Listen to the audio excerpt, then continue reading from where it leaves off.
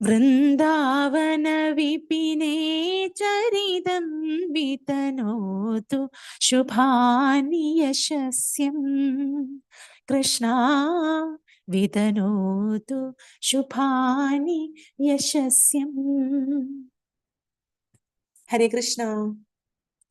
നാരായണ നാരായണ നാരായണ നാരായണ നാരായണ നാരായണ നാരായണ നാരായണ നാരായണ നാരായണ നാരായണ നാരായണ നാരായണ നാരായണ നാരായണ നാരായണ നാരായണ. ഹരേ കൃഷ്ണ. പ്രണാമ Mataji. Hare Krishna Mataji. Thank you Mataji. Hare Krishna.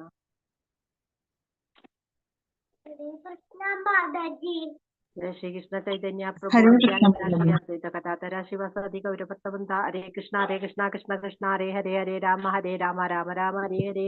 ഹരേ കൃഷ്ണ കൃഷ്ണ കൃഷ്ണ ഹരേ ഹരേ രാമ രാമ രാമ ഹരേ ഹരേ. ഹരേ കൃഷ്ണ കൃഷ്ണ ഹരേ ഹരേ രാമ രാമ ഹരേ ഹരേ. ഹരേ കൃഷ്ണ കൃഷ്ണ ഹരേ ഹരേ രാമ രാമ ഹരേ ഹരേ. ലളിത മാതാജി ചൊല്ലിക്കോളൂ മാതാജി. കൃഷ്ണ കൃഷ്ണ ചൊല്ലിക്കോളൂ, ജപിച്ചോളൂ, സമയമുണ്ട്.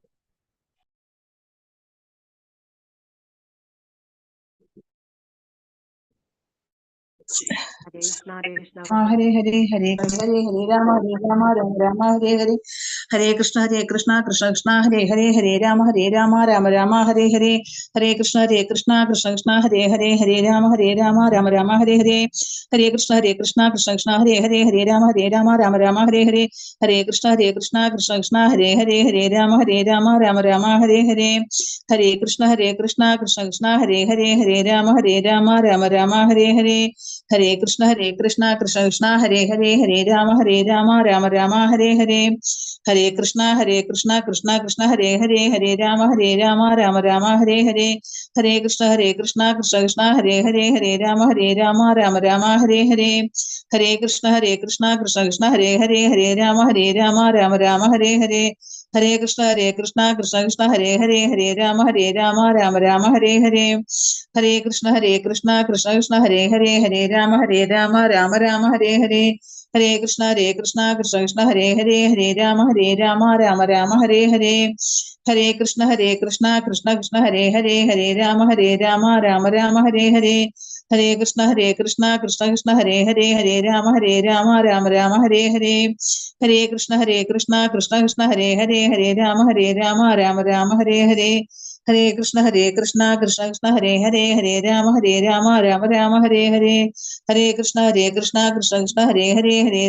രാമ രാമ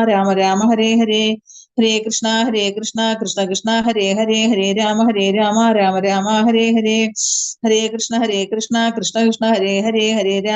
ഹരേ കൃഷ്ണ കൃഷ്ണ കൃഷ്ണ ഹരേ രാമ രാമ ഹരേ ഹരേ. ഹരേ കൃഷ്ണ കൃഷ്ണ കൃഷ്ണ ഹരേ രാമ രാമ ഹരേ ഹരേ. ഹരേ കൃഷ്ണ കൃഷ്ണ ഹരേ രാമ രാമ ഹരേ ഹരേ. ഹരേ കൃഷ്ണ കൃഷ്ണ കൃഷ്ണ ഹരേ രാമ രാമ ഹരേ ഹരേ. ഹരേ കൃഷ്ണ കൃഷ്ണ കൃഷ്ണ ഹരേ രാമ രാമ ഹരേ ഹരേ. ഹരേ കൃഷ്ണ കൃഷ്ണ കൃഷ്ണ ഹരേ രാമ രാമ ഹരേ ഹരേ. ഹരേ കൃഷ്ണ കൃഷ്ണ കൃഷ്ണ ഹരേ രാമ രാമ ഹരേ ഹരേ. ഹരേ കൃഷ്ണ കൃഷ്ണ കൃഷ്ണ ഹരേ രാമ രാമ ഹരേ ഹരേ. ഹരേ കൃഷ്ണ കൃഷ്ണ കൃഷ്ണ ഹരേ രാമ രാമ ഹരേ ഹരേ. ഹരേ കൃഷ്ണ കൃഷ്ണ കൃഷ്ണ ഹരേ രാമ രാമ ഹരേ ഹരേ. ഹരേ കൃഷ്ണ മാതാജി. ഹരേ കൃഷ്ണ മാതാജി. ഹരേ കൃഷ്ണ.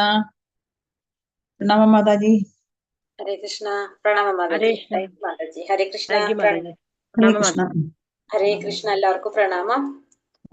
ഹരേ മാതാജി പ്രണാമം. ഹരേ കൃഷ്ണ. ഹരേ കൃഷ്ണ. ഹരേ കൃഷ്ണ. ഓം നമോ ഭഗവതേ വാസുദേവായ. ഓം നമോ ഭഗവതേ വാസുദേവായ. ഓം നമോ ഭഗവതേ വാസുദേവായ. ഓം അജ്ഞാനതിമിരാന്തസ്യ ജ്ഞാനാഞ്ജനാശലാകയാ ചക്ഷുരുന്മീലിതം യേന തസ്മൈ ശ്രീ ഗുരവേ നമഃ. ശ്രീ ചൈതന്യ മനോഭീഷ്ടം സ്ഥാപിതം യേന ഭൂതലേ സ്വയം രൂപ കഥാ മഹ്യം ദദാതി സോപതാന്തികം. വന്ദേഹം ശ്രീഗുരോ ശ്രീയുതപദകമലം ശ്രീഗുരോൻ വൈഷ്ണവാം ച ശ്രീരൂപം സാഗരജാതം സഹഗണ രഘുനാഥാന്വിതം തം സജീവം സാദൈതം സാവധൂതം പരിജന സഹിതം കൃഷ്ണ ചൈതന്യ ദേവം ശ്രീരാധ കൃഷ്ണപാദാൻ സഹഗണ ലളിത ശ്രീ വിശാഖാന്വിതാംശ്ച. ഹേ കൃഷ്ണ കരുണാ സിന്ധോ ദീനബന്ധോ ജഗത്പദേ ഗോപേശ ഗോപിക കാന്ത രാധാ കാന്ത നമോസ്തുതേ. തപ്ത കാഞ്ചന ഗൗരാംഗി ശ്രീരാധേ വൃന്ദാവനേശ്വരി ഋഷഭാനുസുതേ ദേവി പ്രണമാമി ഹരിപ്രിയേ. വാഞ്ചാകൽപതരൂപേശ്ച കൃപാ സിന്ധോഭ്യവ പതിതാനാം പാവനേഭ്യോ വൈഷ്ണവേഭ്യോ നമോ നമഃ. നമോ വിഷ്ണുപാദായ കൃഷ്ണപ്രേഷ്ഠായ ഭൂതലേ ശ്രീമതേ ഭക്തിവേദാന്ത സ്വാമിൻ ഇതി നാമിനേ. നമസ്തേ സാരസ്വതേ ദേവേ ഗൗരവാണി പ്രചാരിണേ നിർവിശേഷ ശൂന്യവാദി പാശ്ചാത്യ ദേശധാരിണേ. ജയ ശ്രീ കൃഷ്ണ ചൈതന്യ പ്രഭു നിത്യാനന്ദ ശ്രീ അദ്വൈത ഗദാധര ശ്രീവാസാദി ഗൗരഭക്തവൃന്ദ. ഹരേ കൃഷ്ണ കൃഷ്ണ കൃഷ്ണ ഹരേ ഹരേ ഹരേ രാമ രാമ രാമ ഹരേ ഹരേ. ഹരേ കൃഷ്ണ. ശ്രീ രാധാ ഗോവിന്ദ് ടെമ്പിൾ ഇസ്കോൺ മാംഗ്ലൂരിന്റെ 18 ദിവസത്തെ ഭഗവത്ഗീത ക്ലാസ്സിലേക്ക് എല്ലാവർക്കും സ്വാഗതം. ഇന്ന് അധ്യായം 15 പുരുഷോത്തമ യോഗത്തെ കുറിച്ചാണ് പറയുന്നത്. അധ്യായം 15 എന്താ പറയുന്നത്? പുരുഷോത്തമ യോഗം. യോഗം എന്ന് വെച്ചാൽ നമുക്കറിയാം ഭഗവാനായിട്ട് കണക്ട് ചെയ്യാണ്. പുരുഷോത്തമ യോഗം പുരുഷോത്തമനായിട്ടുള്ള ഭഗവാനായിട്ട് കണക്ട് ചെയ്യാണ് അല്ലെ. അപ്പൊ ഭഗവാൻ ആരാണെന്ന് പറയാണ്? പുരുഷോത്തമനാണെന്നാ പറയുന്നത്. ജീവാത്മാവിന് പുരുഷൻ എന്ന് പറയുന്നു, പരമാത്മാവിന് ഭഗവാന് പുരുഷോത്തമൻ എന്ന് പറയുന്നു. പുരുഷന്മാരില് ഉത്തമനായിട്ടാണ് ഭഗവാനെ പറയുമ്പോ പുരുഷോത്തമനാണ് ഭഗവാൻ എന്ന് പറയുന്നു. അപ്പൊ എങ്ങനെയാണ് ഭഗവാൻ നമ്മളെ നിലനിർത്തുന്നത് എന്നൊക്കെ നമുക്ക് ഈ അധ്യായത്തിലൂടെ നമുക്ക് മനസ്സിലാക്കാനായിട്ട് സാധിക്കും. പുരുഷോത്തമ യോഗത്തെ കുറിച്ചും ഭൗതിക പ്രപഞ്ചത്തില് എങ്ങനെയാണ് എന്നുള്ളത് നമുക്ക് നോക്കാം ഈ അധ്യായത്തിലൂടെ. അപ്പൊ അധ്യായം 15 പുരുഷോത്തമ യോഗം. 14ാമത്തെ അധ്യായത്തില് ത്രിഗുണങ്ങളെ കുറിച്ച് നമ്മൾ പഠിച്ചു. നമ്മൾ എങ്ങനെയൊക്കെയാണ് അത് സ്വാധീനിക്കുന്നതും അതുകൊണ്ടുണ്ടാവണ നമുക്കുണ്ടാവണ പ്രോബ്ലംസ് എന്തൊക്കെയാണ്, അത് എങ്ങനെ നമ്മളെ ബാധിക്കുന്നുള്ളത് നമ്മൾ 14 പഠിച്ചു. ഈ 15 പുരുഷോത്തമ യോഗം. ഹരേ കൃഷ്ണ. ഓം നമോ ഭഗവതേ വാസുദേവായ. ശ്രീ ഭഗവാനുവാച ഊർധ്വമൂലമതശാഖം അശ്വത്ഥം പ്രാഹുരവ്യയം ഛന്ദാംസി യസ്യ പർണാനി യസ്തം വേദ സ വേദവീത്. പരമദിവ്യോത്തമ പുരുഷൻ പറഞ്ഞു, വേരുകൾ മേൽപോട്ടും ശാഖകൾ കീഴ്പോട്ടുമായിട്ട് അക്ഷയമായൊരു അശ്വത്ഥമുണ്ട്. ഇതിന്റെ ഇലകളാണ് വേദമന്ത്രങ്ങൾ. ഈ വൃക്ഷം എന്തെന്നറിയുന്നവനത്രേ വേദജ്ഞൻ. അപ്പൊ എന്താ പറയുന്നത്? ഭഗവാൻ പറയാണ് ഇവിടെ, വേരുകൾ മേൽപോട്ടും ശാഖകൾ കീഴ്പോട്ടുമായി അക്ഷയമായൊരു അശ്വത്ഥമുണ്ട്. അതിന്റെ ഇലകളാണ് വേദമന്ത്രങ്ങൾ. ഈ വൃക്ഷം എന്തെന്ന് അറിയുന്നവനാണ് വേദജ്ഞൻ. അപ്പൊ ഈ വൃക്ഷത്തെ കുറിച്ച് അറിയുന്നവൻ ആരാണ്? വേദജ്ഞനാണ്. അപ്പൊ ആ മരത്തിന്റെ പ്രത്യേകത എന്താണ്? ആ മരത്തിന്റെ വേരുകൾ മേൽപോട്ടാണ്, ശാഖകൾ കീഴ്പോട്ടാണ്. അക്ഷയമായ അശ്വത്ഥമാണ് ആ മരം. എന്താണ്? അശ്വത്ഥമാണ്. അതിന്റെ ഇലകൾ എന്താണ്? വേദമന്ത്രങ്ങളാണ്. ഈ വൃക്ഷം എന്തെന്ന് അറിയുന്നവരാണ് ആര്? വേദജ്ഞൻ എന്ന് പറയുന്നത്. നമുക്ക് നോക്കാം. ഭക്തിയോഗത്തിന്റെ മഹാത്മ്യത്തെ പറ്റി പ്രതിപാദിച്ചത് കേട്ട ഒരാൾ അപ്പോൾ വേദങ്ങളെ കുറിച്ച് എന്തു പറയുന്നു എന്ന് ചോദിച്ചേക്കാം. ഭക്തിയോഗത്തിന്റെ മഹാത്മ്യത്തെ കുറിച്ച് പറയുമ്പോ വേദങ്ങളെ കുറിച്ച് എന്താ പറയണെന്ന് ചോദിച്ചു കഴിഞ്ഞാൽ എന്താണ്?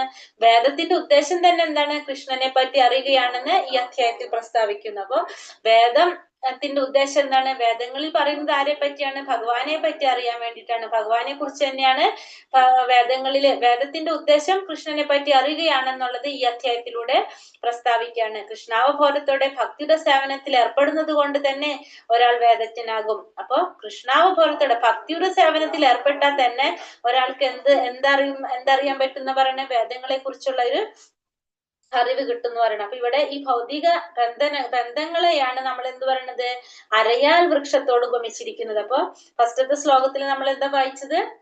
ഊർത്തമൂലം അധശാഖം അശ്വത്ഥം പ്രാഹരവ്യം ചന്ദാംസി യസ്യ പർണാനി യസ്തം വേദസ്സ വേദവിത് എന്ന് പറയല്ലേ. ആ മരത്തിന് ഏതാണ്? അരയാൽ വൃക്ഷത്തെ കുറിച്ചാണ് ഇവിടെ പറയുന്നത്. അരയാൽ വൃക്ഷത്തെ എന്തിനോട് ഉപമിച്ചിരിക്കുകയാണ്? ഭൗതിക ബന്ധങ്ങളെയാണ്, ഭൗതികമായിട്ടുള്ള ബന്ധങ്ങളെയാണ് ഇവിടെ അരയാൽ വൃക്ഷത്തോട് ഉപമിച്ചിരിക്കുന്നത്. ഫലോദിഷ്ടമായിട്ടുള്ള കർമ്മങ്ങളിൽ ഏർപ്പെടുന്നവരെ സംബന്ധിച്ചിടത്തോളം ഈ വൃക്ഷത്തിന് എന്തുണ്ടാവുന്നില്ല? നാശം ഉണ്ടാവുന്നില്ല. കാരണം ഭൗതിക ബന്ധങ്ങളെയാണെന്ന് പറഞ്ഞില്ലേ. അപ്പൊ ഫലോദിഷ്ടമായിട്ടുള്ള കർമ്മങ്ങൾ ചെയ്യുന്നവരെ സംബന്ധിച്ച് ഈ വൃക്ഷത്തിന് ഒരിക്കലും നാശം ഉണ്ടാകുന്നില്ല. അവര് ഒരു ശാഖയിൽ നിന്ന് മറ്റൊരു ശാഖയിലേക്ക് ഇങ്ങനെ സഞ്ചരിച്ചു കൊണ്ടിരിക്കും. ഈ ഭൗതിക ലോകത്തില് ഉള്ള ആ വൃക്ഷത്തിന് എന്തില്ല? അതിരുണ്ടാവുന്നില്ല. അപ്പൊ ഈ വൃക്ഷത്തിന്റെ സ്റ്റാർട്ടിങ് എവിടെ നിന്നാണ്? ബ്രഹ്മാവിന്റെ ഇരിപ്പിടത്തിൽ നിന്ന് ആരംഭിക്കുന്നത് കൊണ്ട് ഇതിന്റെ വേരുകൾ എങ്ങോട്ട് തോന്നാണ്? മുകളിലേക്കാണെന്ന് പറയുന്നു. കാരണം നമ്മൾ പറഞ്ഞു ബ്രഹ്മലോകം തൊട്ട് വരുമ്പോ ബ്രഹ്മലോകം സത്യലോകാണല്ലേ ബ്രഹ്മലോകം ജനർലോകം, മഹർലോകം, ആ തപോലോകം, ആ ലോകങ്ങൾ ഇങ്ങനെ പറഞ്ഞു വരുമ്പോ 7ാമത്തെ ലോകമാണ് നമ്മളുടെ ഭൂലോകം. അപ്പോ ഈ ആ വൃക്ഷം അവിടെ നിന്നാണ് ആരംഭിക്കുന്നത് വെച്ചിട്ടുണ്ടെങ്കിൽ അതിന്റെ വേരുകൾ എവിടെ നിന്നാണ് സ്റ്റാർട്ട് ചെയ്യണത്? തല കീഴായിട്ടാണ് ആ മരം വരുന്നത്. അപ്പൊ അതിന്റെ വേരുകൾ സ്റ്റാർട്ട് ചെയ്യണത് ബ്രഹ്മലോകത്തിൽ നിന്നാണ് വരുന്നത്. മുകളിലേക്കാണെന്ന് പറയുന്നുണ്ടല്ലോ. അപ്പൊ അതുകൊണ്ട് തന്നെ ബ്രഹ്മലോകത്തിൽ നിന്നാണ് ആരംഭിക്കുന്നത് എങ്കിൽ ഇതിന്റെ വേരുകള് മുകളിലേക്കാണെന്ന് പറയും. വിശ്വത്തിലെ ഏറ്റവും മുകളിലുള്ള ഗ്രഹമാണിത്, ഈ പറഞ്ഞ സത്യലോകം, ബ്രഹ്മലോകം. ആ വൃക്ഷത്തെ കുറിച്ച് നമുക്ക് അറിയാൻ കഴിഞ്ഞു കഴിഞ്ഞാൽ നമുക്ക് എന്തായാലും നമുക്ക് ഈ മായയിൽ നിന്ന് മുക്തനാകാനായിട്ട് സാധിക്കും. ഈ വൃക്ഷത്തെ കുറിച്ച് മനസ്സിലായി കഴിഞ്ഞാൽ നമുക്ക് മായയിൽ നിന്ന് മുക്തനാകാനായിട്ട് സാധിക്കും എന്ന് പറയാണ്. അപ്പൊ ഈ വേരുകള് മുകളിലും ശാഖകൾ താഴേക്കുമായി നിൽക്കുന്ന ആ വൃക്ഷത്തെ ഇതുവരെ ആരും കണ്ടിട്ടുണ്ടാവില്ല. കാരണം നമുക്കറിയാം നമ്മളെ ഭൗതിക ലോകത്തിൽ അങ്ങനെ ഒരു വൃക്ഷം ഇല്ല. പക്ഷെ ഇല്ലാന്ന് നമുക്ക് പറയാൻ പറ്റില്ല. നമ്മൾ എവിടെ നോക്കിയാൽ നമുക്കത് കാണാൻ സാധിക്കും. ജലാശയത്തിന്റെ ഒക്കെ അടുത്ത് പോയി കഴിഞ്ഞിട്ടുണ്ടെങ്കിൽ ആ വൃക്ഷത്തിന്റെ നിഴല് കാണുന്നത് അങ്ങനെയാണ് അല്ലെ. അപ്പൊ അതിൽ നമുക്ക് എന്താണ് ഇവിടെ പറഞ്ഞിരുന്നത്? വേരുകളും മുകളിലും കൊമ്പുകളൊക്കെ താഴെയായിട്ട് നമ്മൾ വെള്ളത്തിൽ അതിന്റെ ഒരു റിഫ്ലക്ഷൻ കാണുമ്പോൾ നമുക്ക് മനസ്സിലാക്കാൻ സാധിക്കും. അതായത് ആധ്യാത്മിക ലോകമാകുന്ന വൃക്ഷത്തിന്റെ ഒരു പ്രതിഫലനം മാത്രമാണ് ഭൗതിക ലോകമാകുന്ന ഈ വൃക്ഷം. അപ്പൊ അതിന് നമുക്ക് എങ്ങനെ പറഞ്ഞു തരുന്നത്? ഭാവാർത്ഥത്തിൽ പ്രഭാതർ പറയുന്നത് ആധ്യാത്മിക ലോകമാകുന്ന ഒരു വൃക്ഷത്തിന്റെ ഒരു റിഫ്ലക്ഷൻ, ഒരു പ്രതിഫലമാണ് എന്ത് പറയുന്നത്? ആ പ്രതിഫലനമാണ് നമ്മൾ ഈ പറയുന്ന ഭൗതിക ലോകത്തില് കാണുന്ന നമ്മൾ ആ വൃക്ഷം സ്ഥിതി ചെയ്യുന്നത് എവിടെയാണ്? അത് ആ വൃക്ഷത്തിന്റെ നിഴല് തൃഷ്ണയിലാണ് സ്ഥിതി ചെയ്യുന്നത്. തൃഷ്ണ എന്ന് വെച്ചാൽ ആഗ്രഹം. ആ വൃക്ഷത്തിന്റെ നിഴല് സ്ഥിതി ചെയ്യുന്നത് തൃഷ്ണയിലാണ് നമുക്ക് മനസ്സിലാക്കാൻ പറ്റും. അപ്പൊ ഭൗതിക ജീവിതത്തിൽ നിന്ന് മോചനം നേടാൻ ആഗ്രഹിക്കുന്നവർ എന്ത് ചെയ്യണം? ഈ വൃക്ഷത്തെ നന്നായി അപഗ്രഥനം ചെയ്ത് മനസ്സിലാക്കാനായിട്ട് ശ്രമിക്കണം. എന്നാൽ മാത്രമേ നമുക്ക് എന്ത് ചെയ്യാൻ സാധിക്കുള്ളൂ?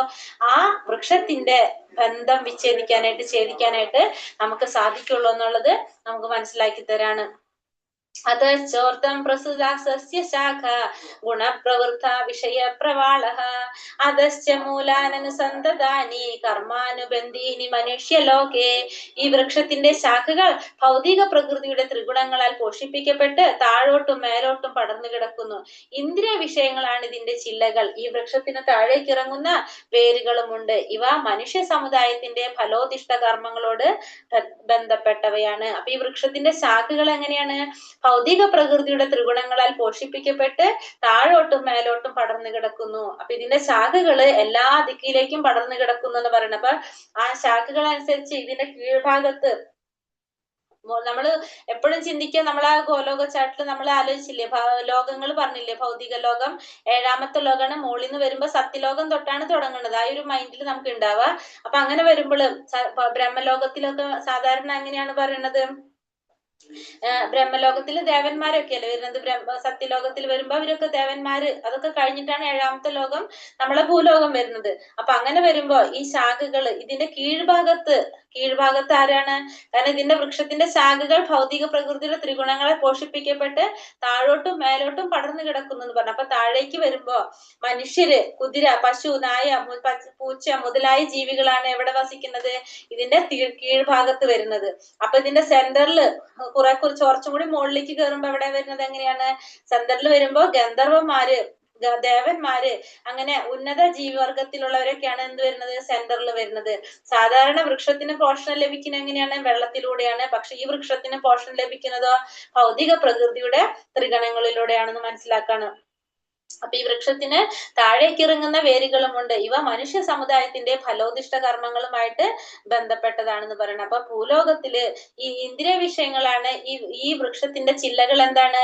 ഇന്ദ്രിയ വിഷയങ്ങളാണ് ഈ വൃക്ഷത്തിന്റെ ചില്ലകള്. പ്രകൃതിയിൽ ഓരോ ഗുണവും വെവ്വേറെ ഇന്ദ്രിയങ്ങളെയാണ് പോഷിപ്പിക്കുക. ആ ഇന്ദ്രിയങ്ങൾ കൊണ്ട് ജീവികള് വ്യത്യസ്ത വിഷയങ്ങളെ അനുഭവിക്കുകയും ചെയ്യാണ് ചെയ്യുന്നത്. അപ്പൊ ഈ പറഞ്ഞ പോലെ തന്നെ ചെവി, മൂക്ക്, കണ്ണ് മുതലായ എല്ലാ വിഷയങ്ങളും നമ്മൾ എന്താണ്, ഈ ഇന്ദ്രിയങ്ങൾ ഉപയോഗിച്ചുകൊണ്ട് നമ്മൾ അനുഭവിക്കുകയാണല്ലേ. സ്പർശം, രൂപം, സ്പർശം, ഗന്ധം, ഇങ്ങനെ പല രീതിയിൽ നമ്മൾ അനുഭവിച്ചു കൊടുക്കും. ഈ എല്ലാ സുഖാനുഭവങ്ങളിൽ നിന്ന് രൂപം കൊള്ളുന്ന ഈ രാഗദ്വേഷങ്ങള്, അതായത് സുഖം ദുഃഖം ഒക്കെയാണ് എന്ത് പറഞ്ഞ ഈ വൃക്ഷത്തിന്റെ തായ് വേരുകളായിട്ട് പറയുന്നത്. അപ്പൊ ഇതെല്ലാവിടും പടർന്നു കിടക്കുന്ന ഈ വേരുകളിൽ നിന്നാണ് എന്തുണ്ടാകുന്നത്, നമുക്ക് ഓരോന്നിനോടുള്ള ആസ്തക്യവും അതേപോലെ തന്നെ നിരീശ്വരവാദവും ഇതൊക്കെ ആയിട്ട് വരുന്നത്. അതാണ് വളർന്നു വരുന്നത്. അപ്പൊ ഈ വൃക്ഷത്തിന്റെ അടിവേര് ബ്രഹ്മലോകത്തിലും മറ്റു വേരുകൾ എങ്ങനെയാണ്, മാനുഷികമായിട്ടുള്ള ഗ്രഹവ്യൂഹങ്ങളിലാണ് കാണുന്നത് മനസ്സിലാക്കുക. അതുകൊണ്ട് തന്നെ ഈ മനുഷ്യലോകത്തിന് നമുക്ക് എന്തെന്ന് പറയാം, കർമ്മഭൂമി എന്ന് പറയാനായിട്ട് സാധിക്കും. അപ്പൊ ഈ വൃക്ഷത്തിന്റെ വേരുകൾ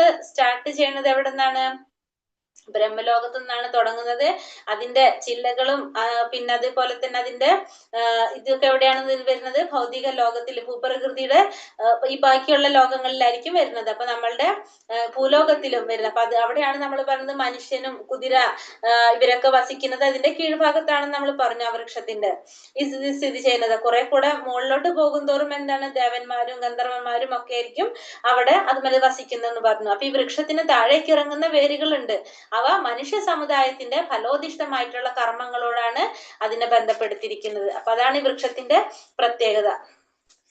ഭൗതിക ലോകത്തെയാണ് ഈ വൃക്ഷത്തിനെ കമ്പയർ ചെയ്തിരിക്കുന്നത്. എന്താണ്, ഭൗതികമായിട്ടുള്ള ബന്ധങ്ങളെയാണ് ഈ വൃക്ഷത്തിനോട് കമ്പയർ ചെയ്തിരിക്കുന്നത്.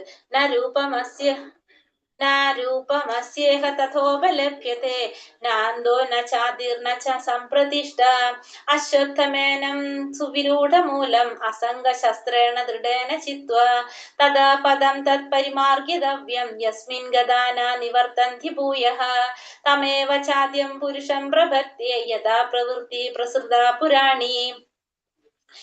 ഈ ശ്ലോകത്തിൽ എന്താ നമുക്ക് പറഞ്ഞിരുന്നത്, ഈ വൃക്ഷത്തിന്റെ യഥാർത്ഥ രൂപത്തെ കുറിച്ച് പറയാണ്. ഈ വൃക്ഷത്തിന്റെ യഥാർത്ഥ രൂപം ഈ ലോകത്തിൽ കാണുകയില്ല. അതിന്റെ ആരംഭമോ അവസാനമോ അടിസ്ഥാനമോ കണ്ടെത്താനാവില്ല. കാരണം ഈ വൃക്ഷം എവിടെ നിന്നാണ് തുടങ്ങുന്നത്, ബ്രഹ്മലോകത്തു നിന്നാണ് തുടങ്ങുന്നത്. വേരുറച്ചുയർന്ന ഈ വൃക്ഷത്തെ ദൃഢനിശ്ചയത്തോടെ വിരക്തിയാകുന്ന ആയുധത്താൽ ഛേദിച്ചു കളയണം. എന്നിട്ട് എവിടെ ചെന്നാൽ തിരിച്ചു വരവില്ലയോ ആ ദിവ്യപദം പൂകി സ്മരണാതീത കാലം മുതൽക്കേയുള്ള എല്ലാറ്റിന്റെയും ഉറവിടമായ പരമപുരുഷനെ സ്വയം സമർപ്പിക്കണം. അപ്പൊ ഈ വൃക്ഷത്തിന്റെ യഥാർത്ഥ രൂപം നമുക്ക് എവിടെ കാണാൻ സാധിക്കില്ല, ഈ ഭൗതിക ലോകത്തിൽ കാണാനായിട്ട് സാധിക്കില്ല എന്ന് പറയും. വൃക്ഷത്തിന്റെ യഥാർത്ഥ രൂപം ഭൗതിക ലോകത്തിൽ കാണാൻ സാധിക്കില്ല എന്നാണ് ഇവിടെ പറഞ്ഞത്. അപ്പൊ ഇതിന്റെ വേര് മേൽപോട്ടായിട്ടിരിക്കുന്ന വൃക്ഷത്തിന്റെ വളർച്ച വേറൊരു സൈഡിലേക്ക് ആയിരിക്കും പോയിക്കൊണ്ടിരിക്കുന്നത്. വേര് മേൽപോട്ടായിരിക്കും വളർച്ച വരുന്നത്, വേറൊരു സൈഡിലേക്കായിരിക്കും വരുന്നത്, മറുവശത്തേക്കായിരിക്കും വളർച്ച വന്നുകൊണ്ടിരിക്കുന്നത്. ഈ ഭൗതികമായിട്ടുള്ള ശാഖാ പഠനങ്ങളിൽ കുടുങ്ങിക്കിടക്കുന്നത് കൊണ്ട് ആ വൃക്ഷത്തിന്റെ വിസ്തൃതി എത്രയാണെന്നോ അതിന്റെ മൂലം എവിടെയാണെന്നോ ഒന്നും മനസ്സിലാക്കാനായിട്ട് ആർക്കും സാധിക്കില്ല. കാരണം അതെന്താണ്, ആ വൃക്ഷത്തിന്റെ യഥാർത്ഥ രൂപം എവിടെന്നാ തുടങ്ങുന്നത്, ഇവിടെ നിന്നല്ല തുടങ്ങുന്നത്. അതുകൊണ്ട് തന്നെ അത് മനസ്സിലാക്കാനായിട്ട് നമുക്ക് സാധിക്കില്ല. ഭൗതിക ലോകത്തില് അതിന്റെ യഥാർത്ഥ രൂപം കാണാനായിട്ട് നമുക്ക് സാധിക്കുന്നില്ല എന്ന് പറയാണ്. അപ്പോ വേരുറച്ച ആ വൃക്ഷത്തെ നമ്മൾ എന്ത് ചെയ്യണം, ദൃഢനിശ്ചയത്തോടെ വിരക്തിയാകുന്ന ആയുധത്താൽ ഛേദിച്ചു കളയണം. നമുക്ക് എന്തുണ്ടാവണം, ഭഗവാനോട് ആസക്തിയും നമുക്ക് പിന്നെന്തിലുണ്ടാവണം, നമുക്ക് ഈ ഭൗതികമായിട്ടുള്ള ആഗ്രഹങ്ങളിൽ നിന്ന് എന്തുണ്ടാവണം, വിരക്തി ഉണ്ടാകണം. ആ ആയുധം കൊണ്ട് വേണം നമുക്ക് ഇതിനെ ഛേദിച്ചു കളയാനായിട്ട്. എന്നിട്ടോ നമുക്ക് എവിടേക്ക് എത്തേണ്ടത്, എവിടെ ചെന്നാലാണ് നമുക്ക് തിരിച്ചു വരേണ്ടില്ലാത്തത്, ഭഗവാന്റെ ലോകത്തിൽ അല്ലെ, ആ ലോകത്തിലോട്ട് എത്താനായിട്ടായിരിക്കണം നമ്മൾ ശ്രമിക്കേണ്ടത്. അതിനു വേണ്ടിയിട്ട് എല്ലാറ്റിന്റെയും ഉറവിടമായിട്ടുള്ള ഭഗവാന് പരമപുരുഷന് സ്വയം സമർപ്പിച്ചുകൊണ്ടിരിക്കണം എന്നാണ് ഇതിൽ നമുക്ക് പറഞ്ഞു തരുന്നത്. ഞാൻ എന്റെ പിതാവിന്റെ പുത്രൻ, പിതാവ് ഇന്നയാളുടെ പുത്രൻ എന്നിങ്ങനെ ആരാഞ്ഞു പോയാൽ ഒടുവിൽ ബ്രഹ്മാവിന് പിറവി കൊടുത്ത ഗർഭോദകശായി വിഷ്ണുവിലും എത്താം, പിന്നെ ഭഗവാനിലും. നമുക്കറിയാലേ അതിന്റെ ഒക്കെ ആ വേര് നോക്കിപ്പോയി കഴിഞ്ഞാൽ, നമുക്ക് മുകളിലേക്ക് നോക്കിപ്പോയി കഴിഞ്ഞാൽ എങ്ങനെ എത്തും? ഞാൻ എന്റെ പിതാവിന്റെ പുത്രൻ, പിതാവ് ഇന്നയാളുടെ പുത്രൻ, അങ്ങനെ പോയി കഴിഞ്ഞാൽ നമ്മൾ എവിടേക്ക് എത്തും? ബ്രഹ്മാവിലേക്ക് എത്തും. ബ്രഹ്മാവിന് പിറവി കൊടുത്തത് ആരാണ്? ഗർഭോദകശായി വിഷ്ണു ആണ്. നമ്മളിപ്പോ പഠിച്ചു കഴിഞ്ഞു അല്ലെ? ഗർഭോദകശായി വിഷ്ണുവിന്റെ നാഭിയിൽ നിന്നാണ് ബ്രഹ്മാവ് വരുന്നത്. ആ ഗർഭോദകശായി വിഷ്ണു ആരിൽ നിന്ന് വരുന്നതാണ്? ഭഗവാനിൽ നിന്ന് വരുന്നതാണ്. അപ്പൊ നമുക്ക് എവിടേക്ക് എത്താൻ സാധിക്കും? ഭഗവാനിലേക്ക് എത്താനായിട്ടാണ് സാധിക്കുന്നത്. ഇവിടെ അന്വേഷണം അവസാനിക്കും. അപ്പൊ അവിടെ ചെല്ലുമ്പോൾ അന്വേഷണം അവസാനിക്കും. കാരണം ഭഗവാനാണ് ലാസ്റ്റ്, ഭഗവാനാണ് അവതാരി, ഭഗവാനിൽ നിന്നാണ് എല്ലാതും വരുന്നത്. ഭഗവത് ജ്ഞാനമുള്ളവരുടെ സഹവാസം കൊണ്ട് വേണം ഈ വൃക്ഷത്തിന്റെ ആരംഭമാകുന്ന പരമദിവ്യോത്തമ പുരുഷനെ ആരാഞ്ഞറിയാം. അപ്പൊ ഈ വൃക്ഷത്തിന്റെ ആരംഭം എവിടെ നിന്നാണ്? ഭഗവാനിൽ നിന്നാണ്. പക്ഷെ അത് അറിയാനായിട്ട് എന്ത് വേണം? പരമദിവ്യോത്തമ പുരുഷനായിട്ടുള്ള ഭഗവാനെ അറിയാനായിട്ട് ഭഗവത് ജ്ഞാനമുള്ളവരുടെ സഹവാസം കൊണ്ട് വേണം. ഭക്തന്മാരുടെ അല്ലെങ്കിൽ ഭഗവാന്റെ ജ്ഞാനമുള്ള ആചാര്യന്മാരുടെ സഹവാസം കൊണ്ട് മാത്രമേ നമുക്ക് എന്തറിയാൻ സാധിക്കുന്നുള്ളൂ? ആ വൃക്ഷത്തിന്റെ ആരംഭമാകുന്ന പരമദിവ്യോത്തമ പുരുഷനായിട്ടുള്ള ഭഗവാനെ കുറിച്ച് അറിയാനായിട്ട് സാധിക്കുന്നുള്ളൂ. അതറിഞ്ഞ ഒരാൾക്ക് ഈ മായികമായ നിഴലിനോട് ആസക്തി ഉണ്ടാവുന്നില്ല. ആ ഭഗവാനെ കുറിച്ച് മനസ്സിലാക്കി കഴിഞ്ഞാലോ ഈ മായികമായിട്ടുള്ള ആ നിഴലിനോട് നമുക്ക് ഒരിക്കലും ആസക്തി ഉണ്ടാകാനായിട്ടും പോകുന്നില്ല. അങ്ങനെ ജ്ഞാനം കൊണ്ട് ആ മായാവൃക്ഷത്തോടുള്ള ബന്ധനം മറുത്ത് യഥാർത്ഥ വൃക്ഷത്തിൽ സ്ഥിതി ചെയ്യുവാൻ കഴിയും. അങ്ങനെ നമ്മൾ എന്ത് ചെയ്യണം? നമുക്ക് ആ ഒരു ജ്ഞാനം നേടണം. അജ്ഞാനം മാറ്റി ആ ഒരു ജ്ഞാനം നേടിക്കൊണ്ട് ആ മായാവൃക്ഷത്തോടുള്ള ബന്ധനം അറുത്ത് യഥാർത്ഥ വൃക്ഷത്തിൽ സ്ഥിതി ചെയ്യാനായിട്ട് നമുക്ക് സാധിക്കുമെന്ന് പറയണം. അപ്പൊ ഈ ഭൗതിക ബന്ധങ്ങളെയാണ് നമ്മൾ ഈ വൃക്ഷത്തോട് കമ്പയർ ചെയ്തിരിക്കുന്നത്. അപ്പൊ ഭൗതിക ബന്ധങ്ങളിൽ നിന്ന് നമുക്ക് മാറ്റം വന്നു കഴിഞ്ഞാൽ നമുക്ക് എന്ത് ചെയ്യാനായിട്ട് സാധിക്കും? യഥാർത്ഥ വൃക്ഷത്തിൽ നമ്മളെ ഭൗതിക ലോകത്തുനിന്ന് നമുക്ക് ആത്മീയ ലോകത്തിലോട്ട് ഉയരാനായിട്ട് സാധിക്കും. അതിന് നമുക്ക് ആ മായാവൃക്ഷത്തോടുള്ള ബന്ധനം അറുക്കേണ്ടത് ആവശ്യമാണെന്ന് പറഞ്ഞവരാണ്. നിർമാനമോഹാംജിത സംഗദോഷ ആധ്യാത്മ നിത്യ വിനിവൃത്ത കാമ ദ്വന്ദ്വിമുക്ത സുഖ ദുഃഖ സംചേർ ഗച്ഛന്ത്യമൂഢ പദമവ്യയം തത് മിഥ്യാഭിമാനം, മായാമോഹം, ദുസംസർഗം എന്നീ ദോഷങ്ങൾ ഒഴിഞ്ഞ് ഭൗതിക തൃഷ്ണയിൽപ്പെടാതെ സനാതന തത്വത്തെ അറിഞ്ഞ് സുഖദുഃഖാദികളായ ദ്വന്ദ്ങ്ങളിൽ നിന്നും മോചിതരായി വിഭ്രാന്തരാകാതെ പരമപുരുഷന് സ്വയം സമർപ്പിക്കുന്നത് എങ്ങനെയെന്ന് അറിയുന്നവർ പരമമായ ശാശ്വത സാമ്രാജ്യം പ്രാപിക്കും. ഇപ്പൊ നമ്മൾ കഴിഞ്ഞ ശ്ലോകത്തിൽ എന്താ പറഞ്ഞ? ആസക്തി, ഭഗവാനിൽ ആസക്തി ഉണ്ടാക്കണം, ഭൗതിക ബന്ധങ്ങളിൽ നമുക്ക് എന്തുണ്ടാക്കണം? വിരക്തി ഉണ്ടാക്കണം എന്ന് പറഞ്ഞല്ലോ. അപ്പൊ അതിന് വൈരാഗ്യം നമ്മൾ ശീലിക്കണം എന്ന് ഭഗവാൻ പറഞ്ഞു കഴിഞ്ഞു. അടുത്ത നമ്മളെ കർത്തവ്യം എന്താണ്? ഭഗവാന് സ്വയം സമർപ്പിച്ച് എവിടെ ചെന്നെത്തിയാലാണ് നമുക്ക് തിരിച്ചു വരവില്ലാത്തത് ആ സ്ഥലത്തേക്ക് നമ്മൾ പോകാനായിട്ട് ശ്രമിക്കണം. അപ്പൊ അതിന് പറഞ്ഞു, അതിനാണ് നമ്മളോട് വേറൊരു കാര്യം കൂടി പറഞ്ഞു. അതിനു വേണ്ടിയിട്ട് എല്ലാത്തിന്റെയും ഉത്ഭവസ്ഥാനം ഭഗവാനാണെന്ന് മനസ്സിലാക്കി ആ ഭൗതിക ജീവിതമാകുന്ന വൃക്ഷത്തിന്റെ ബന്ധനത്തിൽ നിന്ന് രക്ഷപ്പെടാനായിട്ട് ആരെ സമീപിക്കണം?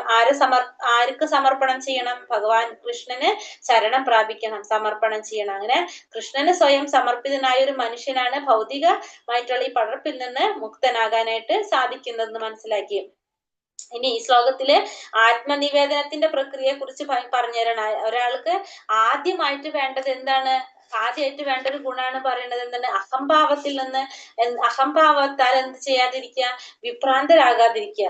അതായത് ഭഗവാനാണ്, പ്രകൃതിക്ക് അതീശൻ താനാണെന്നുള്ളൊരു ഗർവ് വച്ച് പുലർത്താനായിട്ട് പാടില്ല. ബന്ധജീവാത്മാവ്, ആ ജീവാത്മാവ് താനാണ് ഈ പ്രകൃതിക്ക് അതീശൻ എന്ന് ചിന്തിച്ചു കഴിഞ്ഞാൽ എന്താ സംഭവിക്കുന്നത്? ആ ഭഗവാന് സ്വയം സമർപ്പിക്കാനായിട്ടോ ഭഗവാനെ ആരാധിക്കാനോ അയാൾ ഒരിക്കലും തയ്യാറുണ്ടാവില്ല. അയാൾ പ്രയാസപ്പെട്ടുകൊണ്ടിരിക്കും. കാരണം അയാളുടെ മനസ്സിൽ എന്താണ്? അയാളാണ് ഈ പ്രകൃതിക്ക് അതീശൻ, അയാളാണ് എല്ലാത്തിന്റെയും, അയാളുടെ ചിന്താഗതി എന്നാൽ ഞാനാണ് ബെസ്റ്റ് എന്നായിരിക്കും ആ വ്യക്തി ചിന്തിക്കുന്നത്. അങ്ങനെയുള്ള ഒരു വ്യക്തിക്ക് ആരാധിക്കാനോ ആർക്ക് സമർപ്പണം ചെയ്യാനോ സാധിക്കില്ല?